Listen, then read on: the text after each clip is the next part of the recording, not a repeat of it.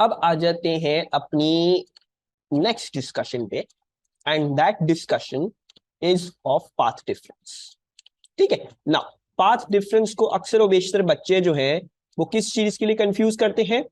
वो कंफ्यूज करते हैं विद फेज डिफरेंस, जो आपने वेव्स में पढ़ा था। पाथ डिफरेंस क्या है? पाथ डिफरेंस कुछ भी नहीं है, बहुत सिंपल चीज है। ठीक है जी। पाथ डिफरेंस क्या है? It is the difference in distances traveled by two coherent waves interfering at a point। ठीक है जी।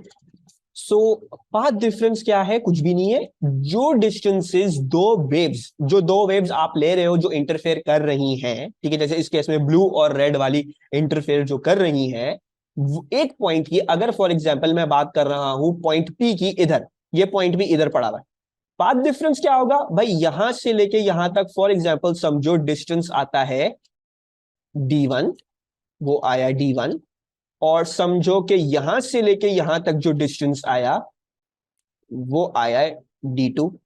तो पाथ डिफरेंस क्या हो गया? Path difference simple, path difference let's write path difference ही पूरा। पाथ डिफरेंस हो जाएगा ऑफ P। ठीक है, पाथ डिफरेंस एट P, एक पॉइंट की बात करी जाएगी हमेशा, और D1 माइनस D2। सिंपल भाई। अगर मैं किसी पॉइंट पे आपसे पूछता हूं मुझे पाथ का डिफरेंस बता दो दो वेव्स का इंटरफेयर जो कर रही हैं, तो आप एक वेव का डिस्टेंस लोगे और दूसरी वेव का डिस्टेंस लोगे उस पॉइंट से, कहां से? जहां से वो ओरिजिनेट कर रही है। ठीक है, अब यहां से नहीं लेंगे, वहां से लेंगे जहां से दो वेव्स बनना शुरू हुई। जहां से ओरिजिनेट कर रही हैं हमने वहां से डिस्टेंस लिया और दोनों को सब्ट्रैक्ट कर दिया। पाथ डिफरेंस जो है वो इतनी सिंपल कहानी है, इतनी ही बात है पाथ डिफरेंस में। ठीक है, इज दैट क्लियर? अभी तक समझ आ रहा है पाथ डिफरेंस? अब इंटरफेरेंस को जरा समझें कि इंटरफेरेंस क्या है। ठीक है, अब डिटेल में और घुसेंगे। ठीक है, तब तक की बात तब तक की थी, अब इंटरफेरेंस पे थोड़ा सा वापस जाते। पाथ डिफरेंस की वजह से ये सारी इंटरफेरेंस होती है। ठीक है, अच्छा, now what do I mean by that, और ये क्या कहानी है? अगर हम इंटरफेरेंस कर रहे हैं, and let's take your classic case, कि आपने एक ही वेव को, एक वेव जो थी आपने उसको दो हिस्सों में तोड़ा। ठीक है, आपने एक वेव को दो हिस्सों में तोड़ा, ये आपने तोड़ा और ये आपने तोड़ा। अब तो आपने तो तोड़ लिया। ठीक है, I hope everyone agrees with me कि भाई ये अगर एक ही वेव थी, अब अगर मैंने इसको यहां पे तोड़ के अलग कर दिया और यहां पे तोड़ के अलग कर दिया, तो इन दोनों के बीच में जो कांस्टेंट फेज डिफरेंस आएगा, कांस्टेंट फेज डिफरेंस जो कोहेरेंट का इनका मतलब है बेसिकली, वो 0 डिग्री आएगा। क्यों भाई? देखो, ये वेव जब यू बनेगी, ये वेव जब यू बन रही है, तो वो वाली वेव भी तो अलग नहीं है ना, वो भी तो वैसी बन रही है। उसने तो कुछ नहीं बिगाड़ा किसी का। एक ही पेरेंट से दो बच्चे निकले हैं, जो पहला वाला बच्चा है वैसा ही दूसरा वाला बच्चा है, तो उनके बीच में कुछ फर्क, मतलब बिल्कुल भी कुछ फर्क नहीं, मतलब फेज डिफरेंस का भी फर्क नहीं है, दोनों है ही सेम। भाई अगर दोनों सेम थी, ठीक है, अगर दोनों सेम थी तो आपने तो हमें अभी बताया, अब इधर चलते हैं, अब इधर समझते हैं कि जब 0 डिग्री का फेज डिफरेंस है, 0 डिग्री का phase difference, maximum maximum coincide, mean mean coincide, mean mean coincide, maximum max minimum minimum coincide, और हर पॉइंट पे वही डिफरेंस आ रहा है, तो ये है बेसिकली 0 डिग्री का फेज डिफरेंस, है ना। अच्छा, अब आपने हमें बोला था जब ये 0 डिग्री का फेज डिफरेंस है, तब तो भाई रिजल्टेंट एम्पलीट्यूड तो 3 आना चाहिए, मतलब रिजल्टेंट एम्पलीट्यूड तो प्लस होके सबसे बड़ा आना चाहिए। तो आप हमें ये बताओ, जरा ये समझाओ कि ये क्यों, जब आपने अभी हमें थोड़ी देर पहले खुद कहा था भाई जब कांस्टेंट, जब आपका फेज डिफरेंस 0 डिग्री होगा, जब बिल्कुल कोइंसाइड कर रही हैं वेव्स, तो किस खुशी में, किस खुशी में फिर आपको ये एक पॉइंट डिस्ट्रक्टिव का मिल रहा है, एक पॉइंट कंस्ट्रक्टिव का मिल रहा है? क्यों हो रहा है ये किस खुशी में हो रहा है? राइट, वो अब इधर आ जाती है पाथ डिफरेंस और थोड़ा सा अपनी थिंकिंग को एक्सपैंड करने की बात। ठीक है, हाँ, आपकी बात ठीक है, and I am going to now get rid of this and make you visualize something else. आपकी बात बिल्कुल सही है, कांस्टेंट फेज डिफरेंस अगर 0 आ रहा है, अगर 0 डिग्री के फेज डिफरेंस पे है, and this wave forms like this, ठीक है जी, एंड एक second, let's make a reasonable wave. अगर if this wave forms like this and this wave also, बल्कि इसी को कॉपी पेस्ट कर लेते हैं, this wave also forms like this, दोनों में कुछ फर्क नहीं है। लेकिन मेरे बच्चों, बेसिकली बेसिकली ये फर्क कहां आता है? ये फर्क आएगा जब आप एक पॉइंट को ले रहे होगे। जब आप एक पॉइंट को ले रहे हो तो क्या हो रहा है, तो ये हो रहा है कि आप शायद शायद वेव के किसी ऐसे पॉइंट पे हो जो हो सकता है दोनों फिर कंस्ट्रक्टिव इंटरफेरेंस ना दिखाएं, आप हो सकता है दोनों के एम्पलीट्यूड कैंसिल आउट होना शुरू हो जाए, राइट भाई। सेम था कब होती, जब आप you were looking at them on the same line of axis, है ना, सेम लाइन। लेकिन इंटरफेरेंस कहां प्रोड्यूस हो रही है, इंटरफेरेंस हर जगह हर किसी पॉइंट पे इंटरफेरेंस प्रोड्यूस हो रही है। हर पॉइंट की अलग कहानी है कि वो कंस्ट्रक्टिव शो कर रहा है या डिस्ट्रक्टिव शो कर रहा है, कुछ और बीच की चीज शो कर रहा है। तो ये जो कहानियां अलग होती हैं दोनों की, तो for example for better perspective, इसको हटा के मैं इसको लेके आ रहा हूं, या बीच में पी को इधर ले आया, तो अब जो पाथ का जो डिफरेंस आएगा, ये वेव इस तरह से ट्रैवल करके आती है इधर तक, इस तरह से ट्रैवल करके ये यू आई इधर। अब पी पे आपको इसका एम्पलीट्यूड दिख रहा है, ये इतना आ रहा है, इसकी डिस्प्लेसमेंट जो है वो इतनी आ रही है। भाई 0 डिग्री के फेज डिफरेंस पे थी, लेकिन अल्लाह के बंदो, क्योंकि आप एक डिफरेंट पॉइंट पे देख रहे हो, you looking at a different point, आप किसी पॉइंट पे देख रहे हो, तो जरूरी नहीं है कि उनके हमेशा एम्पलीट्यूड्स कोइंसाइड कर रहे हो, उनके हमेशा मिनिमम्स कोइंसाइड कर रहे हो, क्योंकि अब पॉइंट फर्क प्रोड्यूस कर रहा है, पॉइंट प्रोड्यूस कर रहा है फर्क। तो एक वेव अगर इतना ट्रैवल करके यहां पे आ रही है, तो हो सकता है दूसरी वेव को कुछ और डिस्टेंस ट्रैवल करके आना पड़ रहा, राइट। एक वेव का जो पाथ डिफरेंस आ रहा है, हो सकता है दूसरी वेव का पाथ डिफरेंस कुछ और आ रहा हो। अब थोड़ा सा और इसको हम तरीके से समझते हैं। Let's talk about P over here, इधर बात करते हैं पी की, but then phase difference will change, phase difference will change, अभी समझाता हूं, इसको देख ले, ठीक है। Let's say this is source A, this is source B. Source, अब मैं पॉइंट पी की बात करूं, पॉइंट पी पे जो ये सोर्स ए की वेव जाती है वो इस तरीके से दिख रही है, लेकिन पॉइंट बी से जो वेव जाएगी उसको, अब देखो, पॉइंट ए की देख लो थर्ड मैक्सिमम पे पी था, पॉइंट बी के चौथे मैक्सिमम पे पी आ रहा है।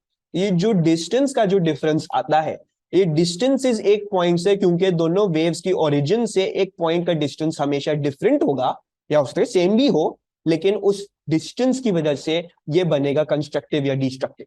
है अभी भी वही constant phase difference. Constant phase difference का क्या मतलब, भाई जब यहां से वेव बनना शुरू हुई, जब यहां से आपने वेव बनाना शुरू करी, तो जो फेज डिफरेंस इधर आ रहा था, मतलब वॉट एवर दी वेव यहां पे थी जैसी थी, और जो यहां पे थी जैसी थी, इन दोनों के बीच में जो डिफरेंस आ रहा था वो एक होना चाहिए, वो कांस्टेंट रहना चाहिए। उसके आगे की कहानी डिफरेंट हो सकती है बिकॉज ऑफ द डिस्टेंस, ठीक है जी। So these two are still coherent, they are still with a constant phase difference of 0 degree. लेकिन जो चेंज आता है, जो कंस्ट्रक्टिव डिस्ट्रक्टिव के पॉइंट्स आते हैं, वो इसलिए आते हैं क्योंकि एक वेव एक पॉइंट तक आने में कुछ और डिस्टेंस लेगी ट्रेवल, दूसरी वेव उसी पॉइंट तक आने में कुछ और डिस्टेंस ट्रेवल करेगी, ठीक है।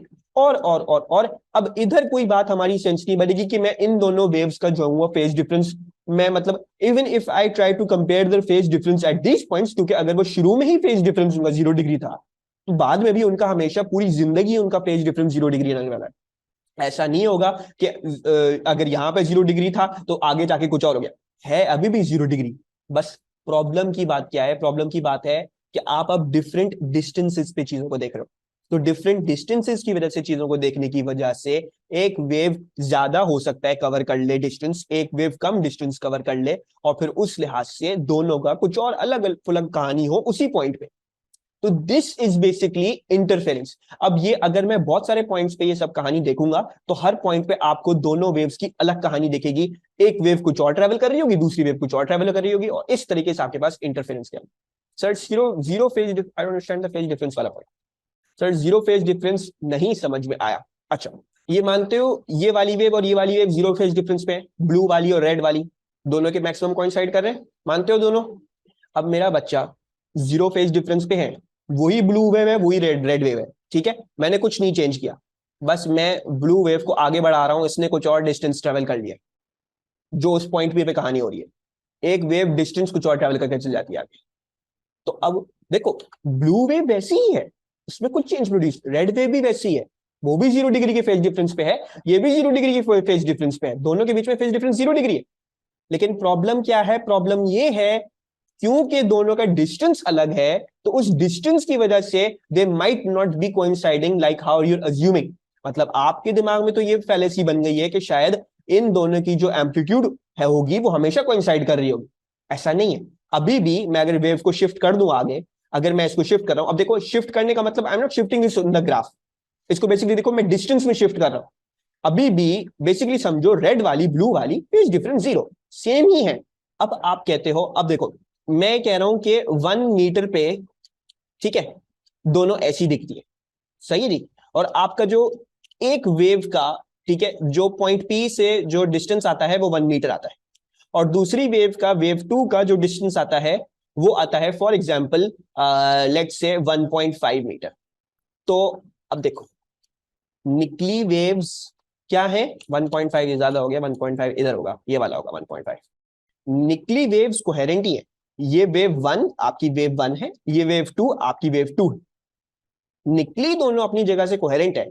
मसला क्या है, तुम बस दोनों वेव्स पे अलग अलग डिस्टेंसेस देख रहे हो, तुम इस वेव पे 1 मीटर वाला पॉइंट देख रहे हो, तुम इस वेव पे 1.5 मीटर वाला पॉइंट देख रहे हो, इसकी वजह से जो इनके जो एम्पलीट्यूड्स होंगे एट पी वो अलग होंगे। है अभी भी इन दोनों के बीच में 0 डिग्री का फेज डिफरेंस। 0 डिग्री का फेज डिफरेंस कहां है, शुरू में, इधर जहां पे ओरिजिनेट कर रही थी, ठीक है। अगर शुरू में 0 डिग्री का फेज डिफरेंस था, अगर जो बनी है जहां से ओरिजिनेट हो रही है जब का फेज डिफरेंस 0 डिग्री था, ठीक है, तो अब जहां पे भी कोइंसाइड करेंगी तब का भी फेज डिफरेंस 0 डिग्री होगा, वो चीज गलत नहीं है। लेकिन मसला क्या है, just because of this path difference, दोनों के पाथ के डिफरेंसेस में एक वेव हो सकता है उसने यहां तक अपनी वेव बनाई, दूसरी वेव 1.5 मीटर जाने के बाद वो इतनी कंप्लीट हो चुकी है। तो अब क्या होगा, अब ये होगा कि इस वेव का, फॉर एग्जांपल इस वेव का एम्पलीट्यूड ए प्लस हो रहा है, ब्लू वाली का वेव का सिर्फ 0 एम्पलीट्यूड प्लस हो रहा है बिकॉज ये 0 मीटर है। तो इस पॉइंट पे जो आपको रिजल्टेंट एम्पलीट्यूड मिलता है वो ए मिलता है, सिर्फ और सिर्फ। प्रॉब्लम क्या है, प्रॉब्लम सिर्फ इस बात की है कि डिस्टेंसेस अलग है, अभी भी ये कोहेरेंट, अभी भी इनका फेज डिफरेंस वही है, लेकिन डिस्टेंसेस अलग हो जाने की वजह से उनके जो पॉइंट्स आने चाहिए थे जहां पे आप सपोज कर रहे थे कोइंसाइड कर रहे हैं, वो डिस्टेंसेस की वजह से अलग हो गए। सिर्फ कहानी, सिर्फ बात इतनी है। तो बेसिकली पाथ डिफरेंस ये कहानी है। This is the problem. Confusion हो रही है, अजीब सा टॉपिक है, अजीब सा तो टॉपिक है। तो अब्दुल्ला अभी तक क्लियर नहीं हुआ, ऐसी बात है। अच्छा ठीक है मेरा बच्चा, देखो तुम्हारे लिए और आसान कर देता हूँ कहानी, ठीक है, कहानी क्या आसान कर रहा हूँ तुम्हारे लिए, ठीक है। I am going to make these waves again, ठीक है, इसको बस मैं सीधा कर लूँ, बस कॉपी करके दोबारा डालता हूँ सीधा, एंड इसको इधर ले आते हैं, और ये, ठीक है। अच्छा अब्दुल्ला देखो, तुम्हें क्या सोचना है, कि तुम्हें क्या समझना है मेरे पास से अभी, ये जो हमारे पास थोड़ा सा टाइम अभी बचा हुआ है, तुम्हें क्या समझना है, सिर्फ तुम्हें ये समझना है कि देखो अगर ये एक पेरेंट वेव थी, टूटी है दो हिस्सों में, तो क्या हुआ है, ये दो डॉटर्स में बन गई होगी, यानी एक डॉटर ऐसी है, दूसरी डॉटर जो है वो ऐसी है, डॉटर या सन वॉटेवर, मतलब ये दो हिस्सों में टूटी है, तो एक हिस्सा ऐसा, दूसरा हिस्सा ऐसा, ठीक है। अच्छा ना देखो, शुरू में जहां से ओरिजिनेट कर रहे थे वहां पे फेज में थे, और होने भी चाहिए फेज में, क्यों, बिकॉज एक ही पेरेंट को जब दो हिस्सों में तोड़ोगे तो पेरेंट दो हिस्सों में टूटने के बाद अलग अलग तो नहीं दिखेंगे ना, वैसे ही दिखेंगे, बच्चे जो दिखेंगे वैसे ही दिखेंगे, उनमें कुछ फर्क नहीं होने वाला, तो वही होंगे। मतलब ये जो दो वेव्स हैं ये अपने पेरेंट जैसे ही हैं, they are like the parent ही, ठीक है। अच्छा अब पेरेंट जैसे ही है तो इसका मतलब इन दोनों के बीच में कांस्टेंट फेज डिफरेंस होगा, और क्योंकि ये एक ही चीज में से ओरिजिनेट कर रही थी तो इस केस में कांस्टेंट फेज डिफरेंस आपका आ रहा है 0 डिग्री, ठीक है। जिसकी जैसी बी की शक्ल है शुरू में वैसी ही ए की शक्ल है शुरू में, अगर मैं इस पॉइंट पे देख रहा हूं, इस पॉइंट पे देख रहा हूं, वैसे सेम, ठीक है। अच्छा अब देखो, अगर तो मैं वेव ए को यूं देख रहा हूं, इधर से यूं देख रहा हूं, और मैं वेव बी को भी इधर से यूं देख रहा हूं, तब तुम्हें मालूम होगा कि यार सच्ची में फेज डिफरेंस 0, फेज डिफरेंस 0, ये भी फेज डिफरेंस 0 आ रहा है, ठीक है जी। हर पॉइंट कोइंसाइड कर रहा है, maximum maximum, minimum minimum, mean mean, सब कोइंसाइड कर रहे हैं, वाकई में ये फेज डिफरेंस इनका 0 है, ठीक है। अभी तक बात क्लियर, मैक्सिमम मैक्सिमम कोइंसाइड कर रहे हैं, मिनिमम मिनिमम कोइंसाइड कर रहे हैं, अभी भी फेज डिफरेंस दोनों का 0 ही है। अब मेरा बच्चा बस प्रॉब्लम इस बात की है, प्रॉब्लम इस बात की है कि अगर मैं सपोज कर रहा हूं कि एक पॉइंट पी है जिस पे मुझे ये निकालना है कि रिजल्टेंट एम्पलीट्यूड क्या आ रहा है, तो मेरा बच्चा फिर आप इन वेव्स को सीधा सीधा तो नहीं देखोगे ना, आप इन वेव्स को सीधा सीधा तो नहीं देखोगे, आप इन वेव्स को देखोगे कि भाई ये इस पॉइंट तक जाने में कैसी थी, right. You will be trying to see कि भाई अब ये पॉइंट पी तक जो गई है कैसी गई है, तो पॉइंट पी पे ये वेव जो है वो ऐसी गई है, ठीक है ना। अब मैं हॉरिजॉन्टल वाली नहीं देख रहा चीज, आई एम लुकिंग एट सच्ची वाकई में ये पी तक किस तरह से पहुंची, ये पी पे इस तरीके से पहुंची है। और अब अगर बी को मैं देखूंगा तो बी जो पहुंचा है, बी तो और मेहनत मुशक्कत करके इस तरीके से यूं पहुंचा है, अब तुमने मेरे साथ खुद ही पहले अग्री किया था, they are at a constant phase difference 0 degree, तुमने अग्री किया था। मसला क्या है? मसला ये है कि जब तुम एक पॉइंट को देख रहे होगे, एक पॉइंट को जब देख रहे होगे, तो बस कहानी वहां पे डिफरेंट हो जाती है। क्यों डिफरेंट होती है? क्योंकि एक वेव कुछ और डिस्टेंस ट्रैवल करके आएगी वहां तक, दूसरी वेव कुछ और डिस्टेंस ट्रैवल करके वहां तक आएगी, और फिर उस पॉइंट पे जाके दोनों की कहानी डिफरेंट होगी। अगर सीधा सीधा देख रहे होते तब कहानी बिल्कुल सेम है, लेकिन क्योंकि अब एक पॉइंट लेना है, तो क्योंकि एक पॉइंट, अब ऑब्वियसली पॉइंट भी हो सकता है ए से करीब हो, बी से दूर हो, तो बी को ज्यादा चलना पड़ेगा, ए को कम का चलना पड़ेगा। तो उस वजह से इस पॉइंट पे डिफरेंट कहानी होगी। वो कहानी नहीं होगी, हमेशा कंस्ट्रक्टिव नहीं होगी इसका पॉइंट पे कहानी, सिर्फ डिस्टेंस की वजह से पूरा खेल है। मतलब I am not trying to कोई अभी मैथमेटिकल कैलकुलेशन या कोई ऐसी चीज नहीं सिखा रहा कि बिल्कुल जो है वो ये, लेकिन मैं सिर्फ पर्सपेक्टिव बिल्ड करना चाह रहा हूं कि इंटरफेरेंस आती क्यों है ये इंटरफेरेंस की कहानी। ठीक है, इसी तरह अब देखो, अगर तुम पी को उठा के जो है वो, फॉर एग्जाम्पल कहते हैं यार पी इधर नहीं है, पी को उठा के जो है वो हम, पी उठ नहीं रहा मुझसे, पी को हम उठा के इधर कर लेते हैं, लेट्स से पी जो है वो इधर आ गया। अब तुम्हें पता है भाई वेव बी को कैसे ट्रैवल करना पड़ेगा? ऐसे ट्रैवल करना पड़ेगा। लेट्स सी, वेव बी को यूं ट्रैवल करके आएगी ये पी तक, ठीक है, दिख रहा है। लेकिन वेव ए को, अब वेव ए को थोड़ा सा मेहनत मुशक्कत करके किसी और तरीके से आना पड़ेगा, तो वेव ए जो है वो किसी और तरीके से आ रही है यहाँ पे।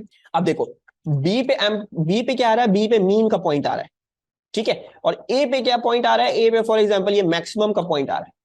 तो बस कहानी इस चीज की कि डिस्टेंस की डिफरेंस की वजह से, because of this path difference, जो दो वेव्स की शक्लें होंगी ना उस पॉइंट पे अब देखो तुम्हें इमीडिएट एम्पलीट्यूड या इमीडिएट डिस्प्लेसमेंट लेनी पड़ेगी, तो वो इमीडिएट डिस्प्लेसमेंट हमेशा डिफरेंट हो, क्योंकि आप डिफरेंट डिफरेंट पॉइंट्स पे कंसीडर कर रहे हो, डिफरेंट डिफरेंट पाथ डिफरेंसेस आते हैं हर पॉइंट पे।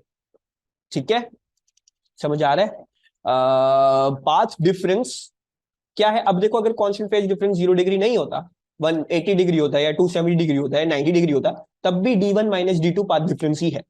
ठीक है जी। लेकिन आपके कोर्स में सिर्फ आपको दो फेज डिफरेंसेस, ऐसे कांस्टेंट फेज डिफरेंस पता नहीं जाते हैं, या तो 0 डिग्री या तो 180 डिग्री। ठीक है जी, तो आपको 90 डिग्री 270 डिग्री में नहीं ख्वार करेंगे, क्योंकि वो आपकी समझ से बाहर हो जाती है ना वो चीज। ठीक है ना, मतलब वो बहुत मुश्किल हो जाएगा और वो कोई जीनियस माइंड को लगाना पड़ेगा उसमें। लेकिन 0 डिग्री 180 डिग्री वाली आसान चीज है।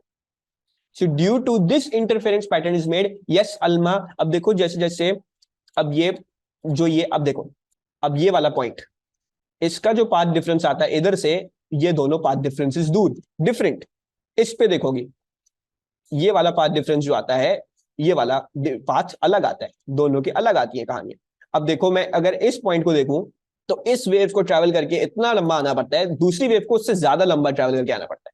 So because of all of these differences in distances, this is why you get loads and loads of path differences, loads and loads of path differences, so you get therefore जो है वो an interference pattern। ठीक है जी, I hope this was clear. Phase difference की वजह से path difference आता है? नहीं, दैट क्वेश्चन इज रॉन्ग। ठीक है, वो क्वेश्चन रॉन्ग है, वो जो चीज सोच रहे हो छोड़, वो मैं नहीं पढ़ू। फेज डिफरेंस की वजह से पाथ डिफरेंस आता है, पाथ डिफरेंस की वजह से फेज डिफरेंस आता है, वो अभी आपने इतना नहीं सोचना। ठीक है जी, थोड़ा सा कूल डाउन, थोड़ा सा टेंशन ऑफ करो। बेसिकली ये है, पाथ डिफरेंस की वजह से फेज डिफरेंस आता है। तो अभी और कंफ्यूज जाओगे, मैंने ऐसा कुछ नहीं बोला फेज डिफरेंस की वजह से पाथ डिफरेंस आ रहा है, ना मैंने ये बोला भाई देखो, शुरू में मैं ये बोलता हूं, शुरू में जो इसका फेज डिफरेंस फेज था वो उसका भी फेज था, फेज डिफरेंस दोनों का 0 डिग्री है। अब पॉइंट पी पे जो भी लोगे पॉइंट पी, उस पे क्यों अलग अलग एम्पलीट्यूड या उस पे क्यों अलग अलग डिस्प्लेसमेंट आती है? वो आती है because of the different path, because of the different path differences, बस कहानी आता है। ठीक है, उसमें नहीं जाओ ये फेज डिफरेंस क्यों कॉज कर रहा है, पाथ डिफरेंस फेज डिफरेंस एक ही है, 0 डिग्री है, दोनों वेव्स शुरू में 0 डिग्री के फेज डिफरेंस पे। So now let's talk about A constructive interference. ठीक है, कंस्ट्रक्टिव इंटरफेरेंस की फॉर्मल डेफिनेशन देखते हैं और ये देखते हैं कि ये कब कब होता है। कंस्ट्रक्टिव इंटरफेरेंस, ठीक है जी। अच्छा, कंस्ट्रक्टिव इंटरफेरेंस आप लोगों ने मेरे साथ देखी थी, मैंने लोगों को दिखाई भी थी। कंस्ट्रक्टिव इंटरफेरेंस जो है वो कुछ ऐसी दिखती है। सो ये आ गई हमारी constructive interference, and now let's write the formal definition for it. Formal definition क्या है कंस्ट्रक्टिव इंटरफेरेंस की? कंस्ट्रक्टिव इंटरफेरेंस इज दो वेव्स जब 0 डिग्री आउट ऑफ फेज एक पॉइंट पे मिलती हैं, तो the resultant amplitude is always greater than the individual amplitude. तो ये कंस्ट्रक्टिव इंटरफेरेंस की डेफिनेशन है। When two waves 0 degree out of phase superpose at a point, the resultant amplitude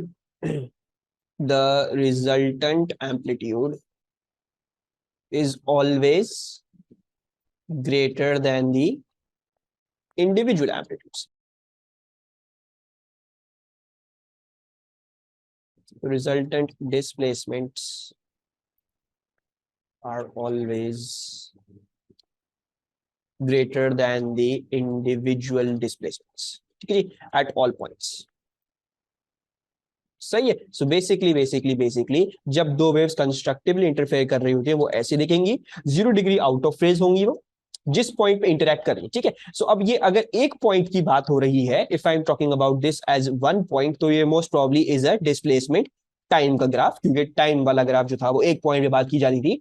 तो ये एक पॉइंट पे ये दोनों वेव्स जो है वो इस तरीके से बन रही हैं, ठीक है जी। विद टाइम ये ऊपर नीचे जाएंगे उस पे पार्टिकल्स, तो उसमें क्या होगा, उसमें हमेशा ये होगा कि आपकी रिजल्टेंट एम्पलीट्यूड या रिजल्टेंट डिस्प्लेसमेंट जो होगी वो हमेशा बड़ी होगी दोनों के इंडिविजुअल से। ठीक है जी, अब इसकी बात कर लेते हैं इन terms of A path difference. ठीक है जी, सो पाथ डिफरेंस की हम बात कर लेते हैं। सबसे पहले तो आपने क्या समझना है कि if the waves at the point of origination, if the waves at the point of origination were 0 degree out of phase, ठीक है जी। यानी क्या मतलब हुआ इस बात का, इस बात का मतलब यह हुआ, मैं ये कह रहा हूं कि जो इनका कांस्टेंट फेज डिफरेंस है, constant phase difference equal to 0 degrees, अगर तो या तो इस वजह से देख लो कि ओरिजिनेशन के पॉइंट पे 0 डिग्री ऑफ फेज थी, या फिर उनका कांस्टेंट फेज डिफरेंस हकीकत में ही 0 डिग्री था, then if a point has a path difference of n lambda, ठीक है, मैं पाथ डिफरेंस को अब छोटा करके लिख रहा हूं, मैं पी डॉट डी करके लिखूंगा, अगर वो आता है आपके पास n lambda, then the two waves constructively interfere. ठीक है जी, सो अब इस बात को हम समझ लेते हैं ये क्यों हो रहा है और ये कैसे हो रहा है।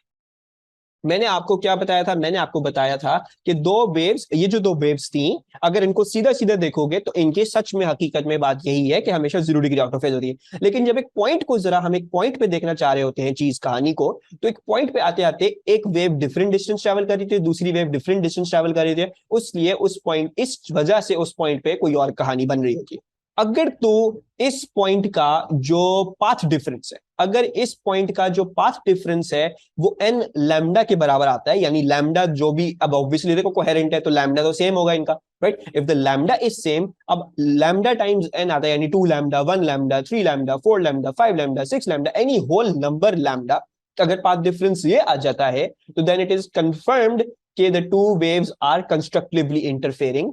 उससे क्या मुराद है, उससे ये मुराद है कि बेसिकली अगर ये पॉइंट पी पे ये दोनों वेव्स जाके मिलती हैं, if they are meeting at point P, तो ये पॉइंट पी का ग्राफ हो गया कि छोटी वाली वेव जैसी थी, दूसरी वाली वेव उसको ओवरलैप ही कर रही है, तो आपके पास जो है वो कैसा ग्राफ बन रहा है, आपके पास हमेशा पॉइंट पी पे ऐसा ग्राफ बन रहा होगा कि हमेशा रिजल्टेंट एम्पलीट्यूड या रिजल्टेंट डिस्प्लेसमेंट आपकी बड़ी होगी।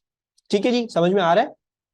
अच्छा, ये चीज जो है, ये जो चीज है ये आपको याद करनी है एन लैम्डा वाली। हाँ, मैं बताता हूँ, इसकी मैं प्रूफ भी दिखा देता हूँ, ऐसा क्यों होना चाहिए, ऐसा क्यों, क्या है क्या नहीं। बेसिकली मैं क्या कह रहा हूँ, आई एम सेइंग कि आप सब फॉर एग्जांपल अगर एक पॉइंट ले रहे हो पी, ठीक है जी, अब आपने एक वेव का पाथ लिया, दूसरी वेव का पाथ लिया, दोनों का डिफरेंस लिया, पाथ डिफरेंस आता है फॉर एग्जांपल 12 मीटर, ठीक है जी, और आपका जो लैम्डा था वो 6 मीटर था। ठीक है जी, सो बेसिकली अब देखो पाथ डिफरेंस क्या आ रहा है, 2 टाइम्स 6 12, यानी पाथ डिफरेंस जो आ रहा है आपका 2 लैम्डा आ रहा है। ठीक है जी, तो मैं ये कंक्लूड करूंगा कि जो पी वाला जो पॉइंट होगा उस पे ग्राफ्स, एक वेव का ऐसा, दूसरी वेव का ऐसा, और आपका कंस्ट्रक्टिव इंटरफेरेंस हो रही है, तो लाजमन इस पॉइंट पे कंस्ट्रक्टिव इंटरफेरेंस, और वो प्रूव हो गया कि मतलब वो बात कब होगी, जब दोनों जो डिफरेंस आएगा, पाथ डिफरेंस आएगा, that can be expressed in the form of n lambda, मतलब होल नंबर इनटू लैम्डा के फॉर्म में एक्सप्रेस हो सके। ठीक है, अच्छा, बाकी मैं इधर इसको प्रूफ भी दिखा दूं। मुझे बताओ any problems eight over here, इस पॉइंट पे कोई प्रॉब्लम हो रही है? n is just a whole number. Yes. हाँ, अच्छा इधर मैं लिख देता हूँ, n can only be a whole number. ठीक है, n can only be a whole number that is 1 2 3 4 and so on. ठीक है, कोई डेसिमल चीज इसमें नहीं आनी चाहिए. ठीक है. अच्छा अब्दुल्ला, मैं ये बोल रहा हूँ कि सपोज करो तुमने जो है वो पाथ पी पे क्या किया, आपने ये किया कि आपने पाथ पी पे ये पाथ लिया और आपने ये वाला पाथ भी लिया. ठीक है, जब दोनों का डिफरेंस निकाला तो पाथ डिफरेंस आ गया होगा. पाथ डिफरेंस फॉर एग्जांपल आता है आपका 12 मीटर का. ठीक है जी, 12 मीटर का पाथ डिफरेंस आया और आपको ये पता है कि जो आपका लैम्डा था, जो आपका वेव का लैम्डा था वो था 6 मीटर. ठीक है, अब अगर पाथ डिफरेंस को इन टर्म्स ऑफ लैम्डा रिप्रेजेंट करना चाहूं तो वो कैसे होगा? 12 मीटर क्या हुआ, वो 2 टाइम्स 6 हुआ. ऐसी कहानी है, 2 टाइम्स 6 हुआ, सो बेसिकली 2 टाइम्स लैम्डा हो गया क्या चीज, आपका पाथ डिफरेंस. अब अगर P पे पाथ डिफरेंस 2 लैम्डा आ रहा है तो उसका मतलब यह है P क्या होगा, P कंस्ट्रक्टिव इंटरफेरेंस का पॉइंट होगा. कंस्ट्रक्टिव इंटरफेरेंस कैसी? ऐसी कि मतलब अगर सिर्फ इस पॉइंट पे देख रहा हूं तो रेड वाला ग्राफ और ब्लू वाला ग्राफ जो है वो दोनों कोइंसाइड कर रहे होंगे और रिजल्टेंट आपका हमेशा बड़ा आ रहा होगा. ठीक है, ऑब्वियसली ये जो दो वेव्स थी ये दोनों सिमिलर हैं, सो बेसिकली एम्पलीट्यूड की सेम होंगे, लेकिन खैर हम कार्य थोड़ी देर में डिस्कस करेंगे. अब बताओ क्लियर? और ये सब मैं सिखाऊंगा कैसे आप ये पाथ डिफरेंस कैसे निकालोगे, क्या चीज, वो अभी थोड़े से वेट करो. कंस्ट्रक्टिव इंटरफेरेंस डिस्कस कर लें, डिस्ट्रक्टिव डिस्कस कर लें, कुछ चीजें कुछ पर्सपेक्टिव और देख ले ताकि और चीजें में फिर मैं एक शॉर्टकट मेथड बता दूंगा हमेशा ये पाथ डिफरेंस कैसे निकालो. ठीक है. अच्छा नाउ मैं आपको इसकी डेरिवेशन भी करवा देता हूं. ठीक है जी, कि ये 1 2 3 4 या कुछ भी होल नंबर आता है तो क्यों जो है वो हमेशा फेज में होगा. ठीक है. अच्छा देखो, हमेशा फेज में यानी मतलब हमेशा कंस्ट्रक्टिव क्यों होगा? अच्छा कंस्ट्रक्टिव कब होती है? जब 0 डिग्री आउट ऑफ फेज होता है. राइट, जब उस पॉइंट पे आते हुए दोनों 0 डिग्री आउट ऑफ फेज. सही है जी. सो हमने क्या पढ़ा था? हमने पढ़ा था कि दो वेव्स का अगर आपको फेज डिफरेंस निकालना होता था तो that formula was delta x upon lambda into 360 degree. ऐसा ही था, हमने ये पढ़ा था. फेज डिफरेंस ये था, this was phase difference. Phase difference ऐसा था. अच्छा नहीं, अब देखो डेल्टा एक्स क्या है? Delta x is basically the path difference, दोनों पाथ्स का difference. Delta x is the path difference. तो अगर अगर अगर आपका पाथ डिफरेंस जो है वो एन लैम्डा की फॉर्म में है तो can I write this as n lambda upon lambda into 360 degree. और अगर मैं ऐसे लिख दूं तो लैम्डा लैम्डा ऊपर नीचे cancel. What do we see? We see के जो फेज डिफरेंस आएगा हमेशा आपका वो 360 डिग्री एन आएगा. अब हो सकता है एन जो है वो 0 हो तो 0 डिग्री आ गया, हो सकता है 1 हो तो 360 आ गया, 2 होता तो 720 आ जाता, 3 होता तो 360 इंटू 3 आ जाता. ठीक है, बट आपको याद होगा और ये चीज याद रहनी चाहिए है कि एक वेव 360 के बाद वापस से क्या आ जाती है? फेज में आ जाती है. यानी 360 डिग्री, अब 360 में 1 से मल्टीप्लाई करूं 360 आएगा, 362 से मल्टीप्लाई करूं तब भी दोबारा से वेव फेज में आ जाएगी, 0 से मल्टीप्लाई करूं तब तो वैसे ही फेज में होगी, 500 से मल्टीप्लाई करूं तब भी इन दी एंड वेव फेज में आएगी. क्योंकि अगर मैं 500 रखता हूं इधर तो उसका मतलब है 500 साइकिल बाद भी वेव उसी पॉइंट पे आ गई, मतलब वापस फेज में आ गई. Are you getting the derivation? Derivation समझ में आ रही है? Delta x upon lambda equal 360 degree. Delta x आपका पाथ डिफरेंस है basically, n lambda upon lambda, lambda lambda cancel, 360 degree n आ रहा है. अब ये प्रूव हो गया कि अगर पाथ डिफरेंस जो है वो आपका एन लैम्डा है, if it is n n lambda, तो हमेशा आपका फेज डिफरेंस जो आएगा वो आएगा of the form 360 degree n. अब हो सकता है एन 0 हो तो 30 आ जाए, हो सकता है 1 हो तो 360 आ जाए, हो सकता है 2 हो तो 720 डिग्री आ जाए, हो सकता है 3 हो तो whatever is going to happen हमेशा एक साइकिल हो जाएगी. मतलब you will always be at where you started. पूरी एक साइकिल कंप्लीट, यानी 360 पूरी साइकिल कंप्लीट करती है. अब तुम जितने नंबर ऑफ टाइम्स वो साइकिल कंप्लीट कर लो फिर भी फेज में ही आओगे. Is everyone getting it? ये डेरिवेशन समझ में आई? यस आ गई बाकी बच्चों को. So phase difference would always be multiples of 360. Yes, अगर अगर अगर एन लैम्डा होगा, अगर अगर अगर आपका जो है वो पाथ डिफरेंस जो है वो एन लैम्डा होगा, ठीक है जी, तो हमेशा यस एन टाइम्स 360 आएगा. I will go over destructive interference. ठीक है जी, और विजुअलाइजेशन करवाऊंगा, बाकी कल बम और फाड़ूंगा. बस आज डिस्ट्रक्टिव इंटरफेरेंस करा के हम जो है वो खत्म करेंगे. ठीक है, तो हाँ मुझे पता है, मैं इसीलिए ही बोल रहा हूँ कि इसमें इस टॉपिक में ना मसला इसी बात का है. मैं एक चीज पढ़ाऊंगा अगले दिन वो चीज लाजमी चाहिए साथ, दूसरी चीज पढ़ाऊंगा अगले दिन तीसरी चीज लाजमी चाहिए था. ठीक है, तो ये टॉपिक है हार्ड. इसके शुरू का जो ये मरहला है ना, ये चीजें समझना, पाथ डिफरेंस क्या है, फेज डिफरेंस क्या है, वगैरह वगैरह, बड़ा हार्ड है समझना, ठीक है। अच्छा, और you don't need to know this derivation, ठीक है, ये डेरिवेशन आपको बताने की जरूरत नहीं है, दिस इज नॉट इंपॉर्टेंट, ये आपके कोर्स में कभी नहीं आएगी, आपसे पूछी नहीं जाएगी, क्योंकि फ्रेंकली इनफ जहां तक मेरा अंदाजा है, आई डोंट थिंक सीआई वालों को खुद भी पता है कि डेरिवेशन ये है। खैर व्हाट एवर, तो ये नहीं आएगी, इसकी टेंशन नहीं है, you don't need to remember this, लेकिन ये मैंने आप लोगों के जो है वो एक चीज के लिए कि आप लोग समझ जाओ कि अगर तो एन लैम्डा आ रहा है, path difference delta x n lambda आ रहा है, तो हमेशा 360 डिग्री एन आएगा। अब 360 को 500 टाइम्स मल्टीप्लाई कर दो तो हमेशा वेव वापस अपने स्टार्टिंग पोजीशन पे आ जाएगी, एक साइकिल कंप्लीट कर लेगी, राइट, वो उतनी नंबर ऑफ साइकिल्स कंप्लीट करके वापस से फेज में आ जाएगी, ठीक है जी। सो हमने अभी तक क्या क्या पढ़ा, एक रिव्यू भी कर देते, ज्यादा हमारी बातें जो है वो मुश्किल लग रही हैं। असल में सारी प्रॉब्लम शुरू हुई है, पहले की पूरी कहानी क्लियर हो चुकी है, पाथ डिफरेंस से शुरू, ठीक है। पाथ डिफरेंस मैंने आपको समझाया, दो वेव्स जितना ट्रैवल करती है उन दोनों का डिफरेंस डिस्टेंस का, आपने ले लिया डिफरेंस डिस्टेंस का, ठीक है जी, वेरी गुड हो गया। अच्छा जी, अब वो हमने ले लिया और फिर हमने इंटरफेरेंस को समझा, क्योंकि ये पाथ डिफरेंसेस आते हैं, ठीक है जी, because of these different path differences at each and every point, उसकी वजह से ये इंटरफेरेंस पैटर्न बनता है, ठीक है जी। हालांकि दोनों वेव शुरू में जरूर 0 डिग्री आउट ऑफ फेज थी, क्योंकि ये जो है इनकी जो पाथ डिफरेंसेस की वजह से होती है ये कहानी, कि ये जिस पॉइंट पे मीट कर रही है हो सकता है उस पॉइंट पे फेज में ना, ठीक है। वैसे तो है 0 डिग्री आउट ऑफ फेज, लेकिन जिस पॉइंट पे मीट कर रही है तो हो सकता है उस पॉइंट पे उन दोनों की शक्ल वैसी ना हो, ये इंटरफेरेंस की कहानी थी। और अब हमने क्या देखा, अब हमने ये देखा, हमने कंस्ट्रक्टिव इंटरफेरेंस देखी, हमने ये कहा कि भाई अगर एक पॉइंट का पाथ डिफरेंस जो है वो एन लैम्डा आता है, तो वो क्या बात होती है, और अगर अगर ओरिजिनेशन के पॉइंट, मतलब वो उनका phase difference, constant phase difference 0 degree था, ये बड़ा इंपॉर्टेंट है, अगर उनका कांस्टेंट फेज डिफरेंस 0 डिग्री था, मतलब शुरू में दोनों वेव्स एक जैसी ही लगती थी, तो अगर किसी भी पॉइंट का पाथ डिफरेंस एन लैम्डा आ जाता है, तो इसका मतलब है उस पॉइंट पे हमेशा वेव्स क्या करेंगी, कंस्ट्रक्टिवली इंटरफेयर करेंगे, मतलब उस पर हमेशा मैक्सिमम पॉइंट मिलेंगे आपको, ठीक है। सो अभी तक हमने इस बारे में बात करी।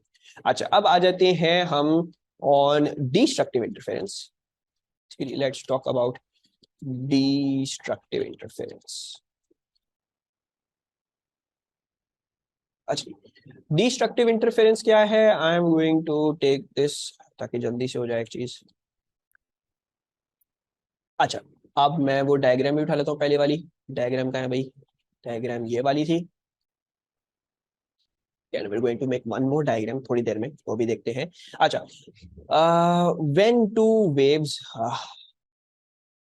अच्छा, now according to the diagram, when two waves 180 degree out of phase, ठीक है, एक वेव ऐसी है, दूसरी वेव हमेशा पूरी उसकी उलट आती है, right, and we looked at this in the waves वाला चैप्टर। 180 डिग्री का क्या मतलब है, 180 डिग्री का मतलब है कंप्लीट कंप्लीट उलट, ठीक है। अब आप लोग खुद ही देख रहे हो कि ये जो रेड वाली वेव है ये कितना आउट है, ये मैक्सिमम वाला पॉइंट है, ये मिनिमम वाला पॉइंट है, ठीक है जी। तो अगर मैं ये देखता हूं तो ये और ये दोनों ऐसे पॉइंट्स हैं जिनके बीच में फेज डिफरेंस लिया जा सकता है, कि सॉरी ये दो वेव्स थी ही नहीं, ये वाला पॉइंट और ये वाला पॉइंट, तो इन दोनों के बीच में फेज डिफरेंस किया जाता है, तो इन दोनों के बीच में लगे लोगे तो नजर आएगा हमेशा आधे लैम्डा से ये दूर है, हमेशा आधे लैम्डा से दूर है।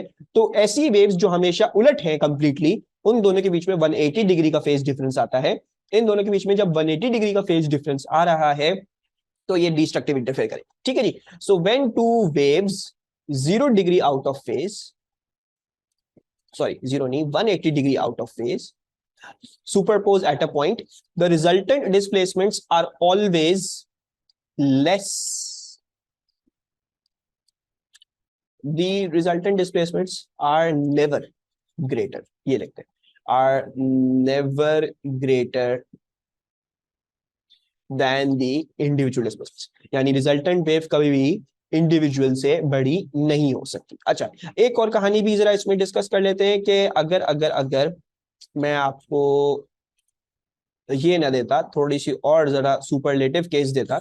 सुपरलेटिव केस कैसी, अब मैं किन दोनों वेव्स की इंटरफेरेंस, मतलब किन दोनों वेव्स की सुपरपोजिशन की बात कर रहा हूं, मैं ग्रीन वाली वेव और रेड वाली वेव की सुपरपोजिशन की बात कर रहा हूं, ठीक है। तो अब ये देख रहे होगे कि इसमें ए आता है और इसमें नेगेटिव ए आता है, तो ए माइनस ए यानी जीरो, ठीक है, ये वाला पॉइंट भी zero, 0 + 0 0, a minus a zero, ठीक है जी, you will get a minus a zero पे ही।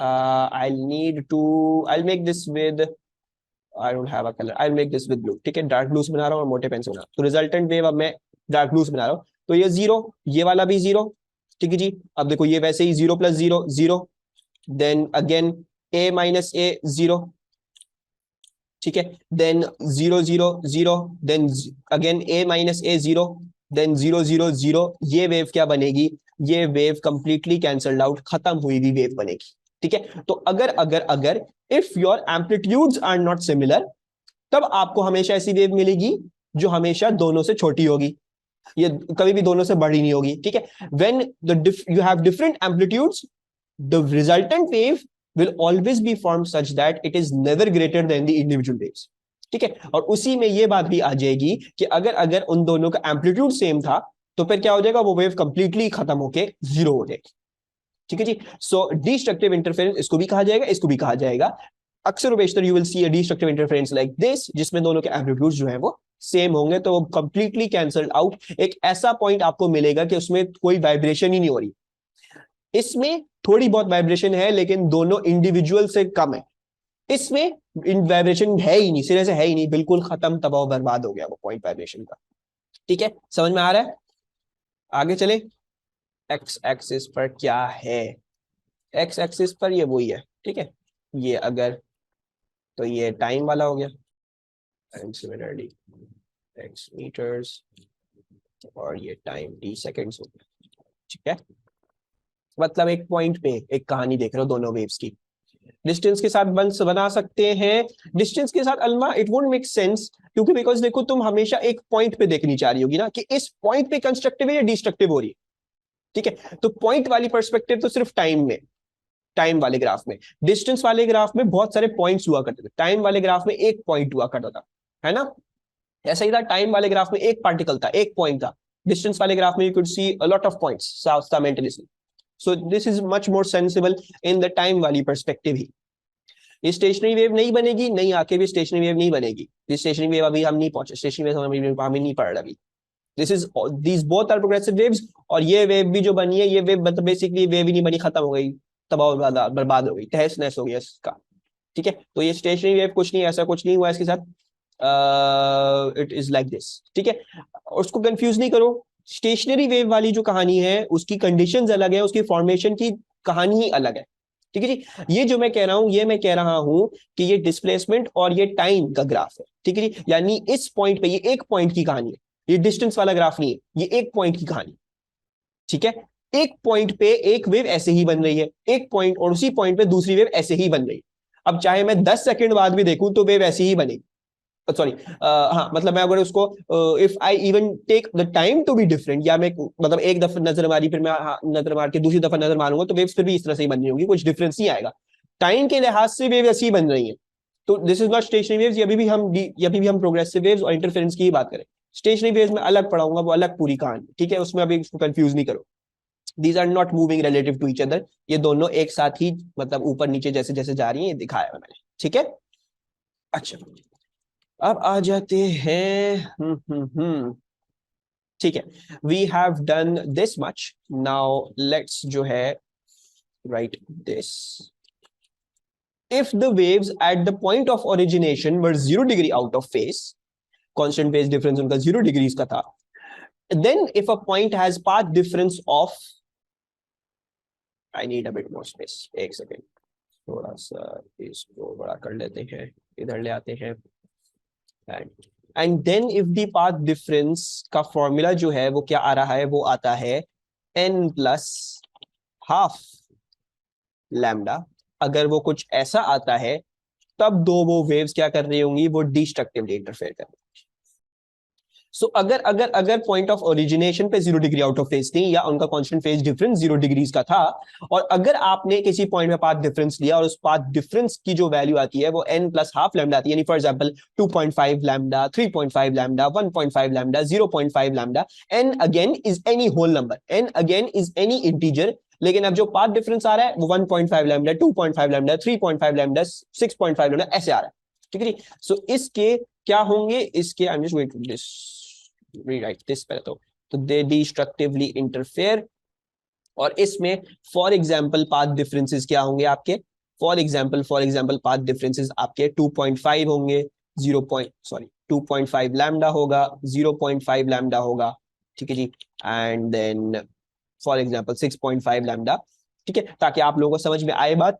अब ये नहीं कीजिएगा 6.33 लैम्डा आ रहा है तो भी आपने कह दिया डिस्ट्रक्टिव, नहीं, वो नहीं पता हमें, वो ना कंस्ट्रक्टिव का है ना वो डिस्ट्रक्टिव का है, वो बीच की कोई कहानी है, ठीक है जी। सिर्फ आपको 2 पॉइंट्स पता है, 2 पॉइंट्स कौन से, एक ऐसा है जो एन लैम्डा वाला है, अगर तो शुरू में वेव्स जो थी वो फेज में थी, अगर उनका कांस्टेंट फेज डिफरेंस 0 डिग्री था, तो अगर उनका एन लैम्डा आता है तब कंस्ट्रक्टिव है, और अगर अगर उनका n प्लस हाफ लैम्डा आता है, strictly n plus half lambda, यानी 2.5, 0.5, 6.5, हमेशा 0.5 वाली चीज है उसमें, तब वो डिस्ट्रक्टिवली इंटरफेयर करेंगे, ठीक है जी। इसका प्रूफ भी देख लेते हैं, इसका प्रूफ कहां से आता है, इसका प्रूफ यहां से आता है कि मैंने आपको फेज डिफरेंस का एक ही फॉर्मूला पढ़ा है between two waves. Phase difference कैसे निकलता है, फेज डिफरेंस निकलता है delta x upon lambda into 360 degree, ठीक है जी। अब डेल्टा एक्स क्या है, डेल्टा एक्स ये n प्लस हाफ लैम्डा आ रहा है, ठीक है जी। So delta x is n plus half lambda, और सॉरी n प्लस हाफ है एंड देन लैम्डा बाहर है, ठीक है जी, and then upon lambda into 360 degrees, ठीक है जी। सो आप ये देखोगे लैम्डा लैम्डा कैंसिल आउट, और अब हम अगर इसको फाइनली इवेल्युएट कर लें तो आपके पास आएगा 360 डिग्री n, 360 डिग्री n, और हाफ से जब मल्टीप्लाई करोगे तो 180 डिग्री वैसे ही आएगी, ठीक है। अब इसको समझो, एक बात क्या कह रही है, ये बात आपको कह रही है कि आपके पास जितनी भी n साइकिल्स हुई, मतलब 1 हुई, 2 हुई, 4 हुई, 5 हुई, 10,000 हुई, 5,000 हुई, 1.5 लाख हुई, 2 करोड़ हुई, हमेशा फिर भी 180 डिग्री आउट ऑफ फेज। क्यों? बिकॉज इतना तो घूम के, अब ये चाहे n जो भी वैल्यू हो जाए, इतना तो घूम के हमेशा फेज में ही आना है तुमने, है ना, चाहे ये जितना भी हो जाए n, what ever n over here, ये पूरी चीज एक्सप्रेस करोगे तो हमेशा फेज में आओगे। अब फेज में आ गए हो, 180 डिग्री ऐड कर लो, अब 180 डिग्री ऐड जब होता है तो चीज वैसे आउट ऑफ फेज हो जाती है, राइट। सो बेसिकली डिस्ट्रक्टिव का जो है वो प्रूफ इधर से आ गया, when two waves 180 degree out of phase, मतलब उनका हमेशा 180 डिग्री आउट ऑफ फेज आना लाजमी है, तो आपकी जो है वो डिस्ट्रक्टिव इंटरफेरेंस हो गई, और ये आपका प्रूफ हो गया। डेल्टा एक्स जो है वो n प्लस हाफ लैम्डा है, lambda lambda cancel, 360 degree n plus 180 आ गया, n जो भी हो जाए हमेशा 180 ऐड होना है एंड में, हमेशा ये 180 डिग्री का फेज डिफरेंस आना है, जो आपकी वेव्स को आउट ऑफ फेज करके डिस्ट्रक्टिव दिखा देगा आपको। ये प्रूफ पता होना जरूरी है, नहीं अलमा, दिस इज फॉर योर जो चीजें हो सकता है किसी को मैथ से ज्यादा चीजें नहीं, मैं आपको बता रहा हूँ, इसलिए बता रहा हूँ, it is not going to be asked in your exam. And now I am going to discuss a bit more about path difference, कुछ विजुअलाइजेशंस करवाऊंगा कि क्यों कंस्ट्रक्टिव इंटरफेरेंस वैसी है, क्यों डिस्ट्रक्टिव इंटरफेरेंस वैसी है, will be seeing a bit of those things, थोड़ा सा बस ताकि अंडरस्टैंडिंग एक डेवलप हो। अब तक तो अच्छी खासी हो गई, तो this should be kind of easier now, और जो है वो कुछ इंपॉर्टेंट बातें बतानी है, कुछ इंपॉर्टेंट बातें करते हैं एंड देन जो है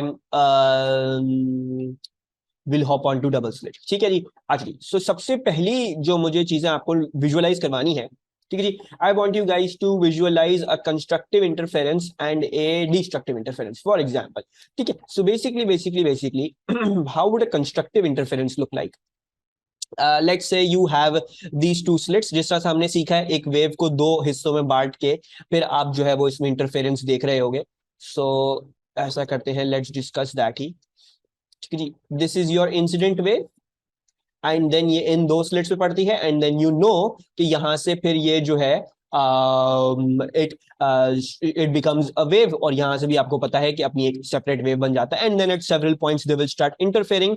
now if for example I am taking a point P इधर बीच में, ठीक है जी, let's take a point P, तो कंस्ट्रक्टिव इंटरफेरेंस की थोड़ी सी विजुअलाइजेशन करवा रहा हूं, ठीक है, नॉट टू मच, बट ये वेव फॉर एग्जांपल जो है वो इस तरीके से बनती है, and then it is something like this, ठीक है जी। सो एक second, I'll just make it, so ये फॉर एग्जाम्पल पॉइंट ए था जिससे आपकी एक वेव ओरिजिनेट करती है, ठीक है जी, and it travels to P like that, and then similarly from point B to, B जो है वो ये है, ठीक है जी, यहां से भी आपको कैसी वेव मिलती है, यहां से भी आपको वैसी ही वेव मिलती है, and it is also coinciding like that on point P. अच्छा, now what I want you guys to realise कि कंस्ट्रक्टिव इंटरफेरेंस कैसे हो रही होगी। Constructive interference at those points हो रही होती है जहां पे दोनों वेव्स ने ऐसे डिस्टेंस ट्रैवल किया होता है कि उनका जो पाथ डिफरेंस आता है वो n लैम्डा आता है, ठीक है। तो फॉर एग्जांपल अभी आपको दिख रहा है कि a ने अगर ऑब्वियसली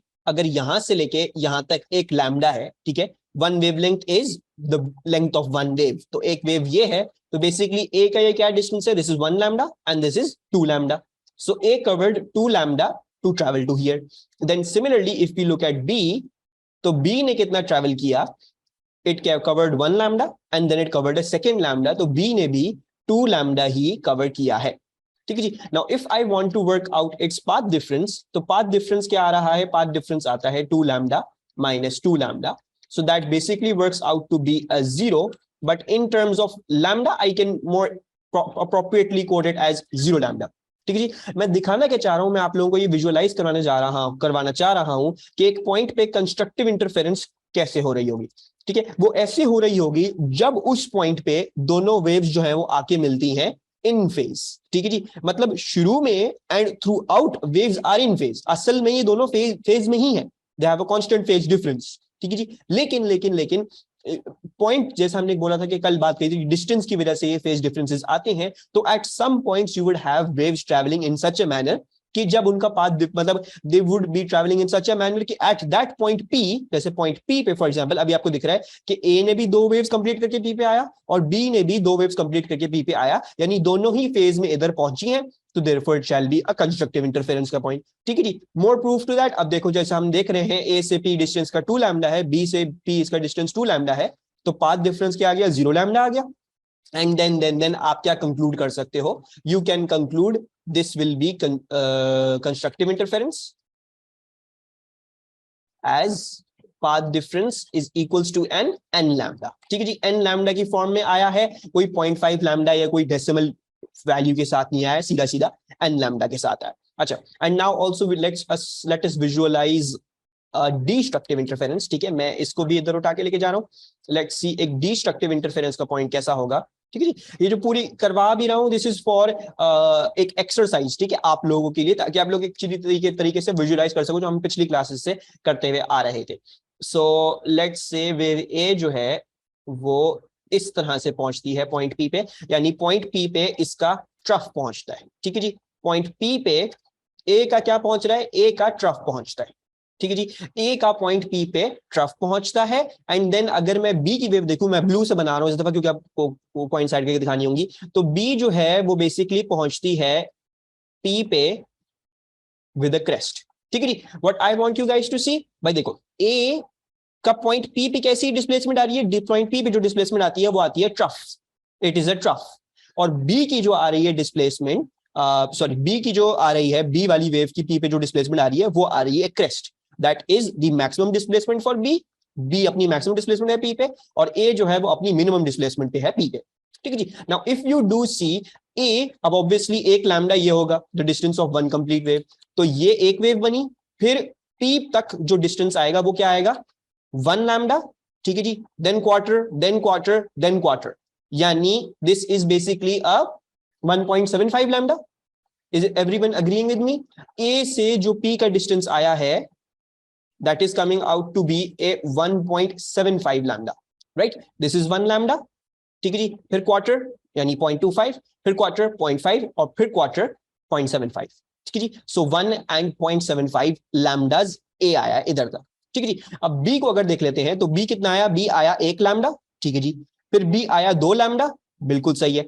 2 लैम्डा के बाद वो और कितना गया है, वो गया है 0.25, ठीक है, एक ट्रांजिशन करिए, तो this B has travelled a distance of for example sorry, हकीकत में 1 लैम्डा, 2 लैम्डा एंड देन 0.25 था, सो 2.25 लैम्डा, ठीक है जी। आई होप सबको ये नजर आ रहा हो, क्या सब लोग मेरे साथ अग्री कर रहे हैं कि ए ने 1.75 लैम्डा कवर किया है, बी ने 2.25 लैम्डा कवर किया है। बी का दोबारा शुडेंट बी भी 2.5, अच्छा मैं ये दोबारा से कर दूं, 1 कंप्लीट वेव, ठीक है, ए की, फिर एक ट्रांजिशन, दूसरी ट्रांजिशन एंड देन तीसरी ट्रांजिशन, ये आ रहा है पी पे, ठीक है जी। सो 0.25, 0.5 एंड देन 0.25 यानी 0.75, ठीक है जी। अच्छा, और अब बी की अगर देखेंगे, बी में जो प्रॉब्लम है, बी में जो प्रॉब्लम आ रही है, अच्छा एक लैम्डा, दूसरा लैम्डा, ठीक है जी, then one transition that is upon above point P. So this is basically a 0.25, ठीक है. So इसीलिए एक लैम्डा फिर दूसरा लैम्डा एंड देन 0.25, तो यानी 2.25 लैम्डा, ठीक है. अच्छा, ये जो मैं कर रहा हूं आप लोगों के साथ, ये जो कर रहा हूं, this is just to build a visualisation for you कि ये बेसिकली ये इंटरफेरेंस कैसे हो रही है, क्या नहीं हो रही है, क्योंकि मैंने पहले भी समझाया था सब, लेकिन अब with calculation with mathematical values I am going to show you that. Abdullah, हमने बात कही थी ना, ट्रांजिशन क्या था, 90 डिग्री का फेज डिफरेंस था, ऐसा ही था. 90 डिग्री क्या था, क्वार्टर था, ऐसा ही था. तो अब क्वार्टर टाइम पीरियड भी और क्वार्टर लैम्डा भी, ये तो याद है ना. Each transition was 90 degree. 90 degree 360 का कितना पार्ट है, it's quarter. So basically quarter lambda represent कर रहा है, ठीक है ना. सो अच्छा, नाउ अब अगर हम पाथ डिफरेंस निकालेंगे, ठीक है जी. So now if we try to work out the path difference, तो हमें नजर आता है. अच्छा, वैसे भी आपको क्या नजर आ रहा है, अच्छा ना उधर भी मैं आपको एक चीज दिखाऊं. इधर आप लोगों दोनों आपको पॉइंट्स इस पॉइंट पी पे नजर आया था कि दोनों फेज में पहुंची है, राइट. ये अपनी मीन डिस्प्लेसमेंट में पहुंचा है, मतलब दो वेव्स कंप्लीट करने के बाद अपनी मीन डिस्प्लेसमेंट जब आया वापस उस पे पहुंचा, और बी भी दो वेव्स कंप्लीट करने के बाद जब अपनी मीन डिस्प्लेसमेंट आया उसी वक्त ये भी पहुंचा है. तो ये इस पॉइंट पे वैसे भी फेज में था, यानी कंस्ट्रक्टिव इंटरफेरेंस होने में 0 डिग्री की फेज डिफरेंस पे आए थे पी पे, ठीक है. इधर देखोगे क्या मसला है, इधर ए की क्रेस्ट आ रही है, ए की ट्रफ आ रही है, बी की क्रेस्ट आ रही है. और आपको पता है क्रेस्ट और ट्रफ कितना आउट होंगे, अगर एक क्रेस्ट मिल रही है एक ट्रफ से, we look that that's destructive interference. जब आपकी क्रेस्ट मिलती है ट्रफ के साथ, जब आपकी क्रेस्ट मिलती है ट्रफ के साथ तब डिस्ट्रक्टिव होती है. तो हमें क्या नजर आ रहा है, क्रेस्ट मिली है ट्रफ के साथ, यानी इन दोनों का 180 डिग्री का फेज डिफरेंस आया, यानी होनी चाहिए डिस्ट्रक्टिव, ठीक है जी. सो इफ इट इज यकीनन डिस्ट्रक्टिव वाला पॉइंट, तो मैथ्स भी फॉल इनटू प्लेस करनी चाहिए. Let's look at the maths. तो पाथ डिफरेंस हमारा आ रहा है 2.25 माइनस 1.75 एंड सॉरी लैम्डा लिख दूं मैं, lambda minus 1.75 lambda, and I'm pretty sure that works out to be a 0.5 lambda. ऐसा ही है, 2.25 minus 1.75, हाँ 0.5 lambda आ रहा है. तो अब देखो हमारी मैथ्स भी जो हमने रूल बनाया हुआ था कि पाथ डिफरेंस अगर जो है वो आपका क्या आए n प्लस हाफ लैम्डा की फॉर्म में आए, इस दफा ये 0 प्लस हाफ लैम्डा की फॉर्म में आया है. So therefore this will be a destructive interference का point as path difference is n plus half lambda, ठीक है जी. तो with these two examples what I was really trying to show you guys कि जो डिस्टेंस की वजह से जो in the end phase differences आते हैं, ठीक है जी, उसकी मैंने आपको मैथमेटिकली दिखा दिया और मैंने आपको डायग्रामेटिकली भी दिखा दिया कि एक पॉइंट पे कैसे जो है वो कंस्ट्रक्टिव इंटरफेरेंस और एक दूसरे ही पॉइंट पे कैसे जो है वो डिस्ट्रक्टिव इंटरफेरेंस हो सकती है, राइट. डज एवरीवन अंडरस्टैंड, सबको समझ में आया जो मैंने करवाने की कोशिश करी. did it help you build a better visualization कि ये कैसे हो रही होती हैं चीजें. अच्छा, इंटरफेरेंस की रीजनिंग अगर पूछे तो पाथ डिफरेंस वाली लॉजिक ही लिखेंगे. आखिर सबसे पहली बात तो ये इंटरफेरेंस की रीजनिंग तो नहीं पूछेंगे, ठीक है, लेकिन हाँ अगर पूछते हैं इंटरफेरेंस की रीजनिंग तो इंटरफेरेंस आती ही इस पाथ डिफरेंस की वजह से, ठीक है जी. इंटरफेरेंस दो वेव्स जब फेज में भेजोगे, ठीक है जी, तो अब उनके डिफरेंट डिस्टेंसेस पे दो वेव्स जो इंटरसेक्ट करती हैं या सुपरपोज करती हैं, वो जितना डिस्टेंस कवर कर जाती है उसकी पाथ डिफरेंस की वजह से ही ये इंटरफेरेंस पैटर्न, मतलब इंटरफेरेंस पैटर्न आता ही इस पाथ डिफरेंस की वजह से, ठीक है जी, वरना और किसी वजह से नहीं आता. और ये पाथ डिफरेंस क्या कॉज करता है, पाथ डिफरेंस में नजर आ रहा है एक जगह वो 0 डिग्री का फेज डिफरेंस कॉज कर रहा है, दूसरी जगह वो 180 डिग्री का फेज डिफरेंस कॉज कर रहा है, ठीक है जी. तो yes, interference is because of the path differences, ठीक है जी, which ultimately results in phase differences at a point. एक पॉइंट पे फेज डिफरेंसेस में रिजल्ट करते हैं, ठीक है जी. और वैसे एग्जाम में नहीं पूछा जाता इंटरफेरेंस की, आप रीजनिंग बताओ, ठीक है जी. वो आपसे ये भी नहीं पूछेंगे इंटरफेरेंस पैटर्न होता क्या है. उधर जरा प्रॉब्लम होगी, मैं इधर क्लेरिफाई करता चलूं एक चीज को. देखो अब सपोज करो आप लोगों को बताया भाई वेव 1 का जो डिस्टेंस था पॉइंट पी से दैट वाज 15.7 सेंटीमीटर्स, ठीक है जी. और वेव 2 का जो डिस्टेंस था, लेट्स टेक 15, ठीक है, बस 15 कहते हैं. और वेव 2 का जो पॉइंट पी से डिस्टेंस था, this is regardless of the examples above, ठीक है. मैं कुछ एक चीज दिमाग में बैठाने के लिए कर रहा हूं. 15 सेंटीमीटर वेव 2 का कहते हैं, let's say it was 20 centimetres, ठीक है जी. और लैम्डा जो आता है वो हमारा आता है लेट्स से 5 सेंटीमीटर्स. तो ऐसी कुछ कहानी है आपकी. अब आपको बोलते हैं भाई हमें ये बताओ कि ये कंस्ट्रक्टिव इंटरफेरेंस है या डिस्ट्रक्टिव इंटरफेरेंस है. ठीक है। And you have not been given a diagram, कुछ भी नहीं दिया हुआ, कुछ भी नहीं, बस ये दिया वेव 1 का पॉइंट पी से इतना है, वेव 2 का पॉइंट पी से इतना डिस्टेंस है, लैम्डा आपका जो वेव, जो दोनों वेव 1 और वेव 2 है, दोनों का लैम्डा जो है 5 सेंटीमीटर आ रहा है। क्या आप हमें बता सकते हैं कि क्या आप हमें बता सकते हैं कंस्ट्रक्टिव ओरिएंट इंटरफेरेंस या डिस्ट्रक्टिव ओरिएंट इंटरफेरेंस? ठीक है जी। तो how do you do that? You would be looking on to the path difference. Path difference आती है 20 minus 15 and that works out to be a 5 centimetre. ठीक है, अभी तो काफी क्लियरली दिख रहा होगा यार, ये 5 सेंटीमीटर या 5 सेंटीमीटर जो है वो, ये तो सच्ची में मतलब 1 लैम्डा आ रहा है, पाथ डिफरेंस नजर आ रहा होगा, तो this should be a constructive interference, right. But for example अगर ये पाथ डिफरेंस जो है वो ऐसा नहीं होता, पाथ डिफरेंस होता लैम्डा होता 0.335, उस केस में क्या करते हैं? उस केस में ये कैसे निकालते हैं कितना लैम्डा आ रहा है, क्या आ रहा है, क्या नहीं आ रहा, given you don't even know कि कंस्ट्रक्टिव हो रही थी या डिस्ट्रक्टिव हो रही थी, है ना। एक तो सवाल हो सकता है कि प्रूव करो, ये सवाल क्या है, ये सवाल ये कि दिखाओ ये डिस्ट्रक्टिव का पॉइंट है, ये कंस्ट्रक्टिव का पॉइंट है, मतलब you don't have that information, construction हो रही है, डिस्ट्रक्शन हो रही है, तो how do we eventually work out कि कंस्ट्रक्शन और डिस्ट्रक्शन हो रही है कि नहीं हो रही? ठीक है जी। सो आप लोगों ने अपने दिमाग में क्या रखना है? दिमाग में रखना है कि किसी भी पॉइंट को ये प्रूव करने के लिए, ये प्रूव करने के लिए कि is it a point of constructive interference और destructive interference. I just want to clarify this, ताकि जो है वो आगे पास्ट पेपर्स करते हुए ये परेशानी ना हो सबको। असल में देखो, अगर देखो कंस्ट्रक्टिव हो रही थी, तुम्हें पता है क्या आना चाहिए? यू नो कंस्ट्रक्टिव में क्या आना चाहिए था? कंस्ट्रक्टिव में एन लैम्डा आना चाहिए था पाथ डिफरेंस, ऐसा ही है। सो एन लैम्डा आना चाहिए पाथ डिफरेंस। और डिस्ट्रक्टिव में you also know and you agree by with me by now कि उसमें आना चाहिए था एन प्लस हाफ लैम्डा, वो आना चाहिए पाथ डिफरेंस। अब देखो, आपको किसी पॉइंट के बारे में बताया हुआ ही नहीं है कि वो कंस्ट्रक्टिव है या डिस्ट्रक्टिव है, तो आपको कैसे बताएगा मुझे एन लैम्डा लगाना, मुझे एन प्लस हाफ लैम्डा लगाना है, या मैं कैसे प्रूव करूं? तो आप उसको ऐसे प्रूव करोगे, प्रूव आपका ऐसे होगा कि देखो, if I basically divide the path difference by the lambda, ठीक है, दोनों फॉर्मूलाज में देखो n lambda equals to path difference है, एन प्लस हाफ लैम्डा जो है वो पाथ डिफरेंस के बराबर है। अगर मैं चाहे, अगर ऐसी चीज हो रही हो, चाहे तो कंस्ट्रक्टिव हो रही हो, चाहे तो डिस्ट्रक्टिव हो रही हो, मैं दोनों में ही ये लैम्डा उधर जाके डिवाइड कर सकता हूं, ऐसा ही है। एन प्लस हाफ से पूरा लैम्डा मल्टीप्लाई हो रहा है, इधर सिर्फ एन से मल्टीप्लाई हो रहा है। तो even if I don't have the information, मुझे सिर्फ क्या करना है, मुझे सिर्फ लैम्डा को उधर डिवाइड करना है, पाथ डिफरेंस को लैम्डा से डिवाइड करना है। जब मैं पाथ डिफरेंस को लैम्डा से डिवाइड कर दूंगा, तब खुद ही आ जाएगा आंसर कि या तो एन आएगा या फिर एन प्लस हाफ आएगा या वॉट एवर। ठीक है जी। सो फॉर एग्जाम्पल अगर पाथ डिफरेंस जैसा हमने बात करी थी कि 5 सेंटीमीटर था और लैम्डा आपका 0.335 आ रहा है, तो अब अगर प्रूव करना है कंस्ट्रक्टिव या डिस्ट्रक्टिव का पॉइंट है, तो आपने उठाया पाथ डिफरेंस को, आपने लैम्डा से डिवाइड कर दिया। ठीक है जी। आई डोंट थिंक इसमें से एन आएगा या एन प्लस हाफ आएगा, कुछ भी नहीं आएगा, तो 0.335, तो you see this is coming out to be a 14.92। ठीक है जी। यानी ना ही ये कंप्लीटली होल नंबर आ रहा है, ना ही ये कोई ऐसी चीज आ रही है जिसमें 0.5 आ रहा है, तो यानी ये क्या हुआ, ना इधर कंस्ट्रक्टिव ना इधर डिस्ट्रक्टिव। ठीक है जी। लेकिन फॉर एग्जांपल अगर लैम्डा जो है वो 0.25 होता, 0.25 अगर होता, तो आपने पाथ डिफरेंस को उठाया, आपने लैम्डा से डिवाइड किया, एंड यू शैल सी कि इधर एक वैल्यू आएगी। सो 5 डिवाइड बाय 0.25 करके देख लेते। 5 divide by 0.25, you would get 20।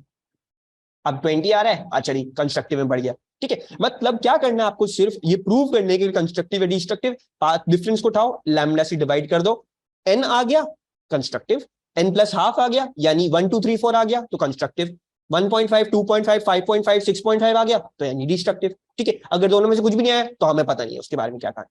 Right, do you guys understand किस तरह से करेंगे हम इसको? Yes, okay.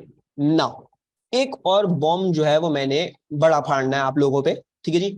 अभी तक जो आप लोगों ने पढ़ा, ठीक है जी, उससे पहले मैं आप लोगों को जरा एक चीज ये बड़ी लिखवाई जा रहा था, if the waves at the point of origination were 0 degree out of phase. ठीक है, यानी मतलब जब वेव्स प्रोड्यूस होती हैं, जब वो अगर 0 डिग्री आउट ऑफ फेज है, जैसे मतलब ये अपनी मीन पे था और बिल्कुल शुरू हो रहा था, ये भी अपनी मीन पे था, बिल्कुल शुरू पे हो रहा था, इसी तरह इसमें भी बिल्कुल मीन पे था, शुरू होता है, बी भी मीन पे था, शुरू पे था। ठीक है, मतलब इन दोनों में 0 डिग्री का कांस्टेंट फेज रिलेशनशिप था, यानी कोहेरेंट थी 0 डिग्री पे। लेकिन अगर अगर अगर आपके कोर्स में जो है वो एक और चीज भी है, और वो चीज क्या है, I am going to write this down. ठीक है, मेरे पास स्क्रीनशॉट भी होगा इसका। नोट क्या है, if the phase difference between the waves at the point of origination is 180 degree. ठीक है, अभी तक जो मेरी डिस्कशन मैंने आप लोगों से करी है, याद रखिएगा मैंने अभी तक जो भी सारी डिस्कशन वो 0 डिग्री के फेज डिफरेंस के लिए करी थी। ठीक है जी, अब हम बात कर रहे हैं किस फेज डिफरेंस के लिए, 180 डिग्री के लिए, यानी आपका जो कांस्टेंट फेज डिफरेंस है। ठीक है जी, सो क्या बात लिखी है मैंने, if the phase difference between the waves at the point of origination is 180 degree, constant phase difference 180 degree के बराबर है, देन क्या होगा, फॉर्मूलाज उलट हो जाएंगे। उलट से क्या मुराद है, जब 0 डिग्री का फेज डिफरेंस था तब आपके पास कंस्ट्रक्टिव का फॉर्मूला था n लैम्डा, राइट। अब अगर आपने 180 डिग्री का फेज डिफरेंस ले आए हो, दोनों वेव्स को उलट कर दिया है, उनके बीच में उलट कर दिया है, सो बेसिकली फॉर्मूला भी उलट हो जाएगा, यानी कंस्ट्रक्टिव का अब आएगा n plus half lambda formula, constructive के लिए पाथ डिफरेंस हो जाएगा n प्लस हाफ लैम्डा, और डिस्ट्रक्टिव के लिए आपके पास पाथ डिफरेंस क्या हो जाएगा, वो हो जाएगा n लैम्डा। ठीक है जी, सो बस इसका ध्यान रखिएगा किस बात का, कि भाई जब वेव्स शुरू हो रही थी या उनका कांस्टेंट फेज डिफरेंस अगर आपको बताया हुआ, यानी जब शुरू हो रही थी अगर वो एक जैसी दिख रही थी, यानी उनके बीच में 0 डिग्री का फेज डिफरेंस था, तो फिर तो n लैम्डा और फिर n plus half lambda, n lambda constructive का, डिस्ट्रक्टिव का n प्लस हाफ लैम्डा। लेकिन अगर अगर अगर सिर्फ विजुअलाइजेशन भी करवाने के लिए साथ साथ, विजुअलाइजेशन भी करवाते हैं साथ साथ, क्या विजुअलाइजेशन करवाऊं मैं, ठीक है जी, अगर मेरी वेव्स शुरू में ही 180 डिग्री आउट ऑफ फेज है, ठीक है, यानी मतलब ये जाती है यूं, ठीक है, ये जाती है यूं, और बी जो जाती है, बी जाती है यूं। ठीक है ना, लेट्स सी ये क्या बनाया मैंने, and let's try to understand. Okay, अभी फिलहाल मैं बी को थोड़ा साइड में कर रहा हूं ताकि आप लोगों को थोड़ा आराम से नजर आ जाए ए की लेंथ क्या होगी।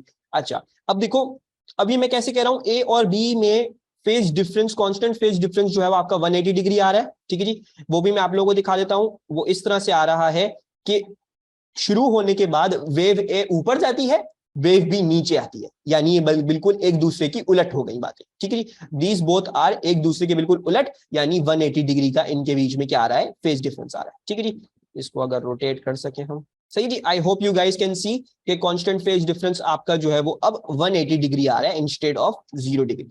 ठीक है, let's remove B, let's work out कि ए ने कितने लैम्डा कवर किए हैं।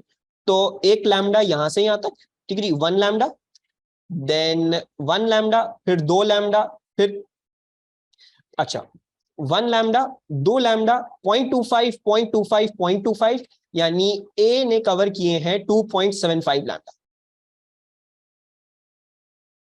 ठीक है जी, अच्छा जी, और बी ने कितने कवर किए हैं, अब बी को जरा वापस ले आते हैं इन दी पिक्चर। सो बी को अगर देखोगे तो बी ने 1 लैम्डा, राइट, अब अपने एक शुरू हुआ और मिनिमम पे गया, तो अब जैसे ही ऐसे पॉइंट पे आएगा तो 1 लैम्डा ये हुआ, दूसरा लैम्डा ये हुआ, तीसरा लैम्डा ये हुआ, एंड देन दिस इज 0.25। ठीक है, 1 lambda, 2 lambda, 3 lambda, and then 0.25। ठीक है जी, सो ये आ रहा है, क्या आ रहा है आपका, ये आ रहा है आपका 3.25 लैम्डा। ठीक है, अभी तक सबको पाथ डिफरेंसेस क्लियर है, ये मैंने कैसे मार्क किए, ऊपर वाली का 2.75, नीचे वाली का 3.25।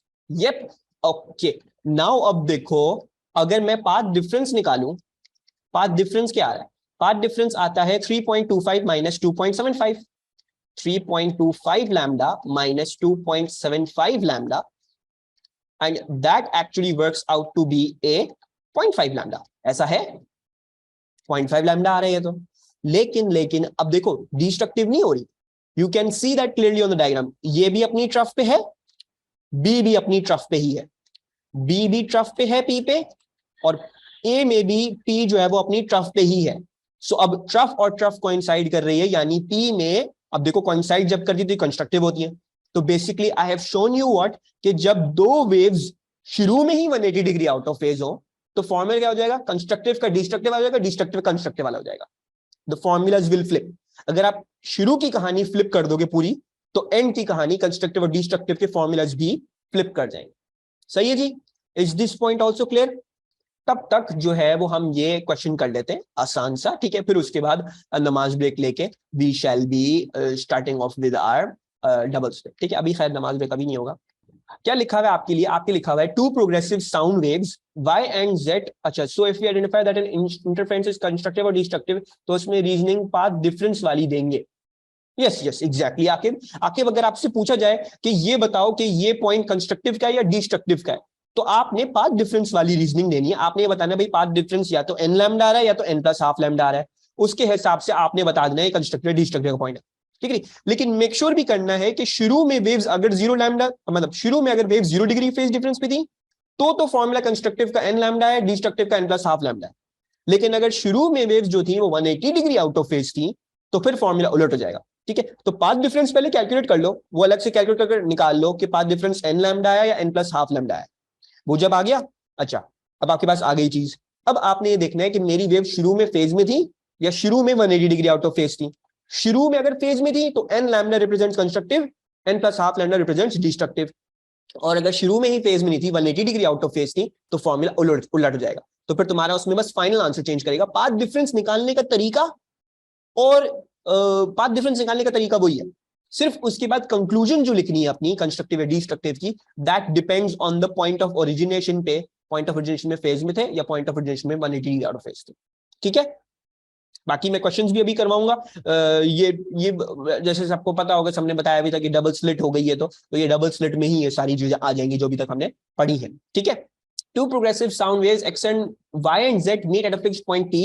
The variation with time t of the displacement x of each of the and 180 में एंगल का फॉर्मूला सेम रहता. फेज एंगल कौन सा फेज एंगल मेरा बच्चा? फेज एंगल पूछ लो, पाथ डिफरेंस पूछ लो. देखो पाथ डिफरेंस निकालने का एक ही तरीका है. जो पाथ पहली वाली वेव ने कवर किया है माइनस पाथ जो दूसरी वाली वेव ने कवर किया, वो वही रहेगा. अब उसको ये निकालना है कि वो n लैम्डा या n प्लस हाफ लैम्डा है, उसको तुम्हें लैम्डा से डिवाइड करना पड़ेगा. जब तुम लैम्डा से डिवाइड करोगे तब तुम्हारे पास या तो n आ जाएगा वो, या तो n प्लस हाफ आ जाएगा. अब अगर 0 डिग्री आउट ऑफ फेज है तो कंस्ट्रक्टिव ये, डिस्ट्रक्टिव ये. अगर अगर अगर 180 डिग्री आउट ऑफ फेज थे शुरू में, तो डिस्ट्रक्टिव ये, कंस्ट्रक्टिव ये. बस पाथ डिफरेंस निकालने वाला तरीका वही है. फिर n या n प्लस हाफ भी निकालने का तरीका वही है. ठीक है जी. That has not changed. बस एंड में तुम्हारी कंक्लूजन चेंज रहेगी इफ जो है वो शुरू में फेज में थे या शुरू में फेज में नहीं थे. That's that thing. सही है जी. और अभी मैं क्वेश्चंस भी करवा रहा हूं. ठीक है, टेंशन नहीं लो. ज्यादातर डॉक्यूमेंटेड कोर्स में यही वाली चीज है. जब 0 डिग्री का फेज डिफरेंस होता है, ये वाली जो चीज है ये एमसीक्यूज में पूछी जा सकती है आपसे, ज्यादातर उसमें ही आई है. और बाकी एक क्वालिटेटिव पर्सपेक्टिव लफ्जों में बयान करने के लिए ये बात पूछी गई आपसे. ठीक है, वो हम देखते हैं अभी थोड़ी देर, टेंशन नहीं लो. अच्छा, ये वेव y है और वेव z है. ठीक है जी. और आपसे बोल रहे हैं use figure 4.1 to state one quantity of waves y and z that is the same and that is different. तो इस ग्राफ को देखते हुए कोई एक ऐसी क्वांटिटी बताएं जो सेम है और कोई एक ऐसी क्वांटिटी बताएं जो डिफरेंट है दोनों वेव्स के लिए. Frequency is same. एमन says frequency is same. Frequency भी लिख सकते हो और आप टाइम पीरियड भी लिख सकते हो. ठीक है जी. फ्रीक्वेंसी कैसे सेम है? जैसे एमन ने निकाली एक वेव की फ्रीक्वेंसी, एक वेव का टाइम पीरियड वो आ रहा है 3 मिली सेकेंड्स. एक वेव का टाइम पीरियड क्या आ रहा है? वो आ रहा है 3 मिली सेकेंड्स. ठीक है जी. ये बड़ी वाली वेव जो वेव y है उसका इधर से देखोगे उधर तक 3 मिली सेकेंड जो है वो उसका टाइम पीरियड आया. अब अगर मैं जो हूं वो इस वाली वेव का देखूं, तो इसके बॉटम मोस्ट पॉइंट से, बॉटम मोस्ट पॉइंट नहीं, यहां से देख लेते हैं, यहां से लेके यहां तक देख लेते. ठीक है, यहां से एक ट्रांजिशन, दूसरी ट्रांजिशन, तीसरी ट्रांजिशन, चौथी ट्रांजिशन, कंप्लीट वेव यहां तक बन रही है. तो यानी 4 - 1 दोनों वेव्स का टाइम पीरियड जो आता है वो 3 मिली सेकेंड ही आता है. तो यानी you can say time period, या फिर जैसे एमन ने बोला फ्रीक्वेंसी भी बोल सकते. ठीक है, क्योंकि अगर टाइम पीरियड सेम है तो फ्रीक्वेंसी भी सेम होगी लाजमन, right, because frequency is 1 upon time period. Time period अगर सेम है तो फ्रीक्वेंसी भी सेम है. अच्छा, एंड जो चीज जो डिफरेंट बोली है एमन ने, वो एमन ने बोली है कि आपका एम्पलीट्यूड डिफरेंट है. और एमन इज करेक्ट भाई. 4 माइक्रोमीटर एक का आ रहा है और दूसरी का 2 माइक्रोमीटर आ रहा है. डिस्प्लेसमेंट अच्छा, why wouldn't I recommend writing displacement? या डिस्प्लेसमेंट लिख के भी आओ तो डिस्प्लेसमेंट लिख के आओ. फॉर एग्जाम्पल के displacement eight for example 1 second दोनों की इज डिफरेंट, इस तरह से लिख के आना. ठीक, अगर डिस्प्लेसमेंट लिख के आ रहा. वरना if you're trying to specify the maximum, मतलब most maximum displacement, तो amplitude is the loves for that. ठीक है, displacement means displacement ये भी है. ये भी डिस्प्लेसमेंट है, ये भी डिस्प्लेसमेंट है, ये भी डिस्प्लेसमेंट है, ये भी डिस्प्लेसमेंट है, ठीक है जी, ये सारी डिस्प्लेसमेंट है। एम्पलीट्यूड एक होता है एक वेव का, वो ये सबसे मैक्सिमम चीज होती है, ठीक है। So better to write amplitude में rather than डिस्प्लेसमेंट। डिस्प्लेसमेंट के लिए टाइम भी बताना पड़ेगा, या अगर मीटर्स में होता ग्राफ तो मीटर्स भी बताना पड़ता, ठीक है जी। State and explain whether waves y and z are coherent. तो ये दो वेव्स कोहेरेंट हैं क्या? Are they coherent?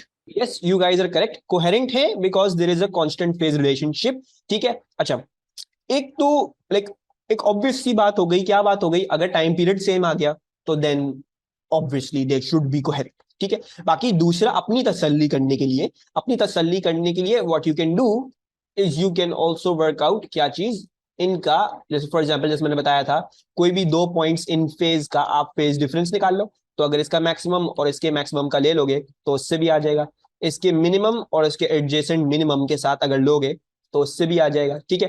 फिर अगर चाहो तो इसके मीन और इसके मीन के साथ भी कर सकते हो, मतलब पूरी कहानी आपके लिए अवेलेबल है, you can do that and you guys are absolutely correct, it is coherent, ठीक है जी।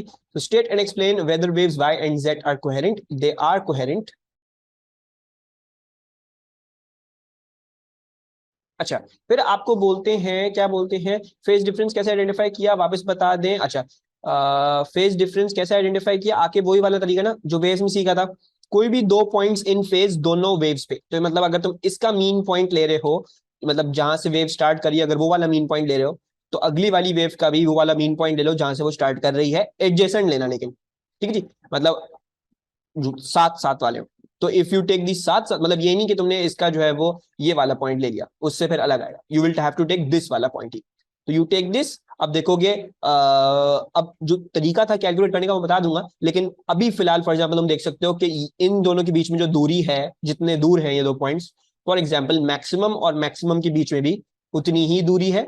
एंड देन आप ये भी देख सकते हो कि minimum and minimum for example जो फेज में होंगे पॉइंट्स दोनों वेव में, वो भी उतनी ही दूरी पे है, मतलब ये सारी लेंथ सेम आ रही है, मतलब सबके बीच में टाइम पीरियड सेम आ रहा है, तो इसका मतलब क्या हुआ, फेज डिफरेंस इनका कांस्टेंट होगा, ठीक है जी। अगला वाला स्टेप पार्ट दिखा देता हूं कि वो कैलकुलेट कैसे करना है, आई थिंक वो चीज जो है वो आपके पूछ रहे हैं। तो अगले पार्ट में उन्होंने आपसे पूछा हुआ है कि determine the phase difference between the waves, और मैंने आपको बताया था वेव्स वाले चैप्टर में कि अगर आपसे कभी भी ये पूछे हमें फेज डिफरेंस बता दो दो वेव्स का जिनका टाइम पीरियड सेम ना हो, लैम्डा सेम ना होना, तो आप बोल सकते हो कि अब मैं हम नहीं करने वाले, ठीक है जी। तो इसमें देखोगे उन्होंने आपसे पहले अश्योर करवाया कि you know the time period या फिर फ्रीक्वेंसी इज सेम, ठीक है। तो अब और भी हमारे लिए आसान हो गया, मतलब अगर किसी को ये वाला पार्ट नहीं आता दूसरा वाला पार्ट देख के समझ में आना चाहिए कि कौन सा फेज डिफरेंस है, ठीक है ना। How will we do this, you have a displacement time graph. अब आपने क्या करना है, आपने किसी भी दो पॉइंट्स जो फेज में हो, I am going to take these two points जो फेज में है, और मैं इन दोनों के बीच में क्या करूंगा, I will take my delta T, ठीक है जी। सो डेल्टा टी क्या आ रहा है, डेल्टा टी आ रहा है 1 मिली सेकेंड, ठीक है जी। लेकिन आप क्या कर सकते थे, आप इन दोनों पॉइंट्स के बीच में भी ले सकते थे, ठीक है, आपको किसी ने रोका नहीं है, you could have taken between these two points as well, ठीक है, no one has stopped you. ये क्या आ रहा है, this is coming out to be, let's see क्या आ रहा है, इनटू 7.5, दैट इज अबाउट, ये आ रहा है 0.75 मिली सेकेंड पे, 0.75 मिली सेकेंड पे ये वाला पॉइंट है, ठीक है जी, जो इस ये जो है this is at 0.75 millisecond. और इसको देखोगे, अगर इसको देखोगे तो ये 1.75 पे आ रहा है, ठीक है जी, this works comes out at 1.75 millisecond. तो अगर फिर से इधर डेल्टा टी लेना चाहोगे तो वही आएगा 1 मिली सेकेंड ही आएगा, ठीक है जी। फिर मिनिमम के बीच में ले सकते हैं, मतलब ये वाला मिनिमम और उसका वाला मिनिमम उन दोनों के बीच में ले सकते थे, ये भी डेल्टा टी 1 मिली सेकेंड ही आ रहा है, ठीक है। या आप क्या कर सकते थे, आप जो है वो इस पॉइंट के बीच में और इस वेव के इस पॉइंट के बीच में, यानी जब ये दोनों ऊपर से नीचे आ रही हैं अपने मीन डिस्प्लेसमेंट में आ गई हैं, तो ये भी नजर आ रहा होगा 1.5 है, ये 2.5 है, यानी ये भी डेल्टा टी क्या आ रहा है, 1 मिली सेकेंड ही आ रहा है, ठीक है जी। तो इधर से और भी मैंने आप लोगों को दिखा दिया कि कैसे आप प्रूव कर सकते हैं कांस्टेंट फेज डिफरेंस है। अब जरा कैलकुलेट कर लेते हैं, कैलकुलेशन का फॉर्मूला क्या था, क्योंकि डिस्प्लेसमेंट टाइम का ग्राफ है, so this shall be delta t upon t into 360 degree. So delta T क्या है, 1 है, टाइम पीरियड क्या था हमने वर्कआउट किया था, हमने ऊपर निकाला था 3 मिली सेकेंड, ठीक है जी। अच्छा, should you be doing the conversion और शुड यू नॉट, टेंशन की बात नहीं है, रेशियो है, रेशियो में कन्वर्जन करो या ना करो कोई टेंशन की बात होती नहीं है, क्योंकि इन दी एंड आपकी कन्वर्जन ऊपर नीचे कैंसिल आउट हो ही जाती है, सो अगर आप इसको करोगे you will get 120 degrees of your phase difference. ठीक है जी, I hope this question is clear to everyone. कोई सवाल है तो भी पूछ ले। अच्छा, फिर आपको बोलते हैं the two waves superpose at P. अच्छा, पी क्या है? ये बोला हुआ है displacement time graph. Displacement time graph किस चीज का है? फिक्स पॉइंट पी के डिस्प्लेसमेंट टाइम ग्राफ, यानी एक पॉइंट पी पे उन दोनों का डिस्प्लेसमेंट टाइम ग्राफ बन। ठीक है जी। अच्छा, फिर use figure 4.1 to determine the resultant displacement at time t equals to 0.75 milliseconds। तो 0.75 मिलीसेकेंड्स पे हमने रिजल्टेंट डिस्प्लेसमेंट निकालनी है। तो जरा निकाल लेते हैं, कोई टेंशन की बात नहीं है। 0.75 जो था वो यहां पे था, है ना? अच्छा, 0.75 पे ये वैल्यू जो आती है इस वेव की वो आती है 4 माइक्रोमीटर्स। और जो हमारी नीचे वाली वेव है इसकी क्या आती है? दिस इज 2 और 0 के बिल्कुल बीच में, तो -1 आ रही है मेरे ख्याल से। सो बेसिकली अब प्रिंसिपल ऑफ सुपरपोजिशन क्या था? अलजेब्रिक सम ले लो, 4 में से -1 निकालना पड़ेगा। So that should be a 3. So 4 plus -1 and then this is 3। और यूनिट्स मेरा अदर से पीडीएफ कट हुई है। यूनिट्स अगर माइक्रोमीटर में पूछे तो माइक्रोमीटर लिखेंगे, अगर 10 टू पावर मीटर में पूछे तो 10 टू पावर -6 लिखना पड़ता। ठीक है जी, I hope there is no confusion in this as well. फिर आपको बोलते हैं the intensity of wave y at point p is I। Determine in terms of I the intensity of wave z। Actually intensity of wave y at point p is I। ठीक है जी, कोई मसले की बात नहीं है। एंड z की intensity निकालनी। ठीक है जी, तो हमें पता है, हमें क्या पता है? हमें यह पता है कि I1 upon A1 whole square shall equals to n I2 upon A2 whole square. ठीक है, मैं पूरे शुरू की कहानी निकल के आया, आई प्रीटी श्योर वो चीज अब तक क्लियर होगी। तो वेव y का बोल रहे हैं क्या चीज? उसकी इंटेंसिटी I है, उसका एम्पलीट्यूड क्या है वो देख लेते हैं। उसका एम्पलीट्यूड आता है 4 micrometres. So let's take this as 4 into 10 to the power -6 and then square. अच्छा, फिर I2 क्या है? I2 इंटेंसिटी ऑफ Z है, तो मैं I2 की जगह में क्या लिख रहा हूं? मैं IZ लिख रहा हूं। एंड A2 स्क्वायर हमें निकालना है। अब इसका एम्पलीट्यूड क्या है? इसका एम्पलीट्यूड जो है वो 2 आ रहा है। ठीक है, डोंट टेक -2, टेक 2। तो 2 लेंगे हम। तो if we are taking 2, so this comes out to be 2 into 10 to the power -6 and then whole square, and then you can finally calculate this out। so IZ क्या हो जाएगा? IZ हो जाएगा 2 into 10 to the power -6 whole square I upon 4 into 10 to the power -6 whole square। and if you calculate this out, Eamon tells us the answer is 0.25 I। So this is working out to be a 0.25 I। Okay, obviously 2 square is 4, 4 square is 16, तो 4 upon 16 0.25 ही आना चाहिए। ठीक है, 0.25 भी लिख सकते हो, I upon 4 भी लिख सकते हो, इसका मसला नहीं है, वो उन्होंने इन टर्म्स में पूछा है। अच्छा, the speed of wave z is this much, determine the wavelength of z। कोई भी टेंशन नहीं है, हमें फ्रीक्वेंसी तो पता है। क्यों पता है? टाइम पीरियड पता था।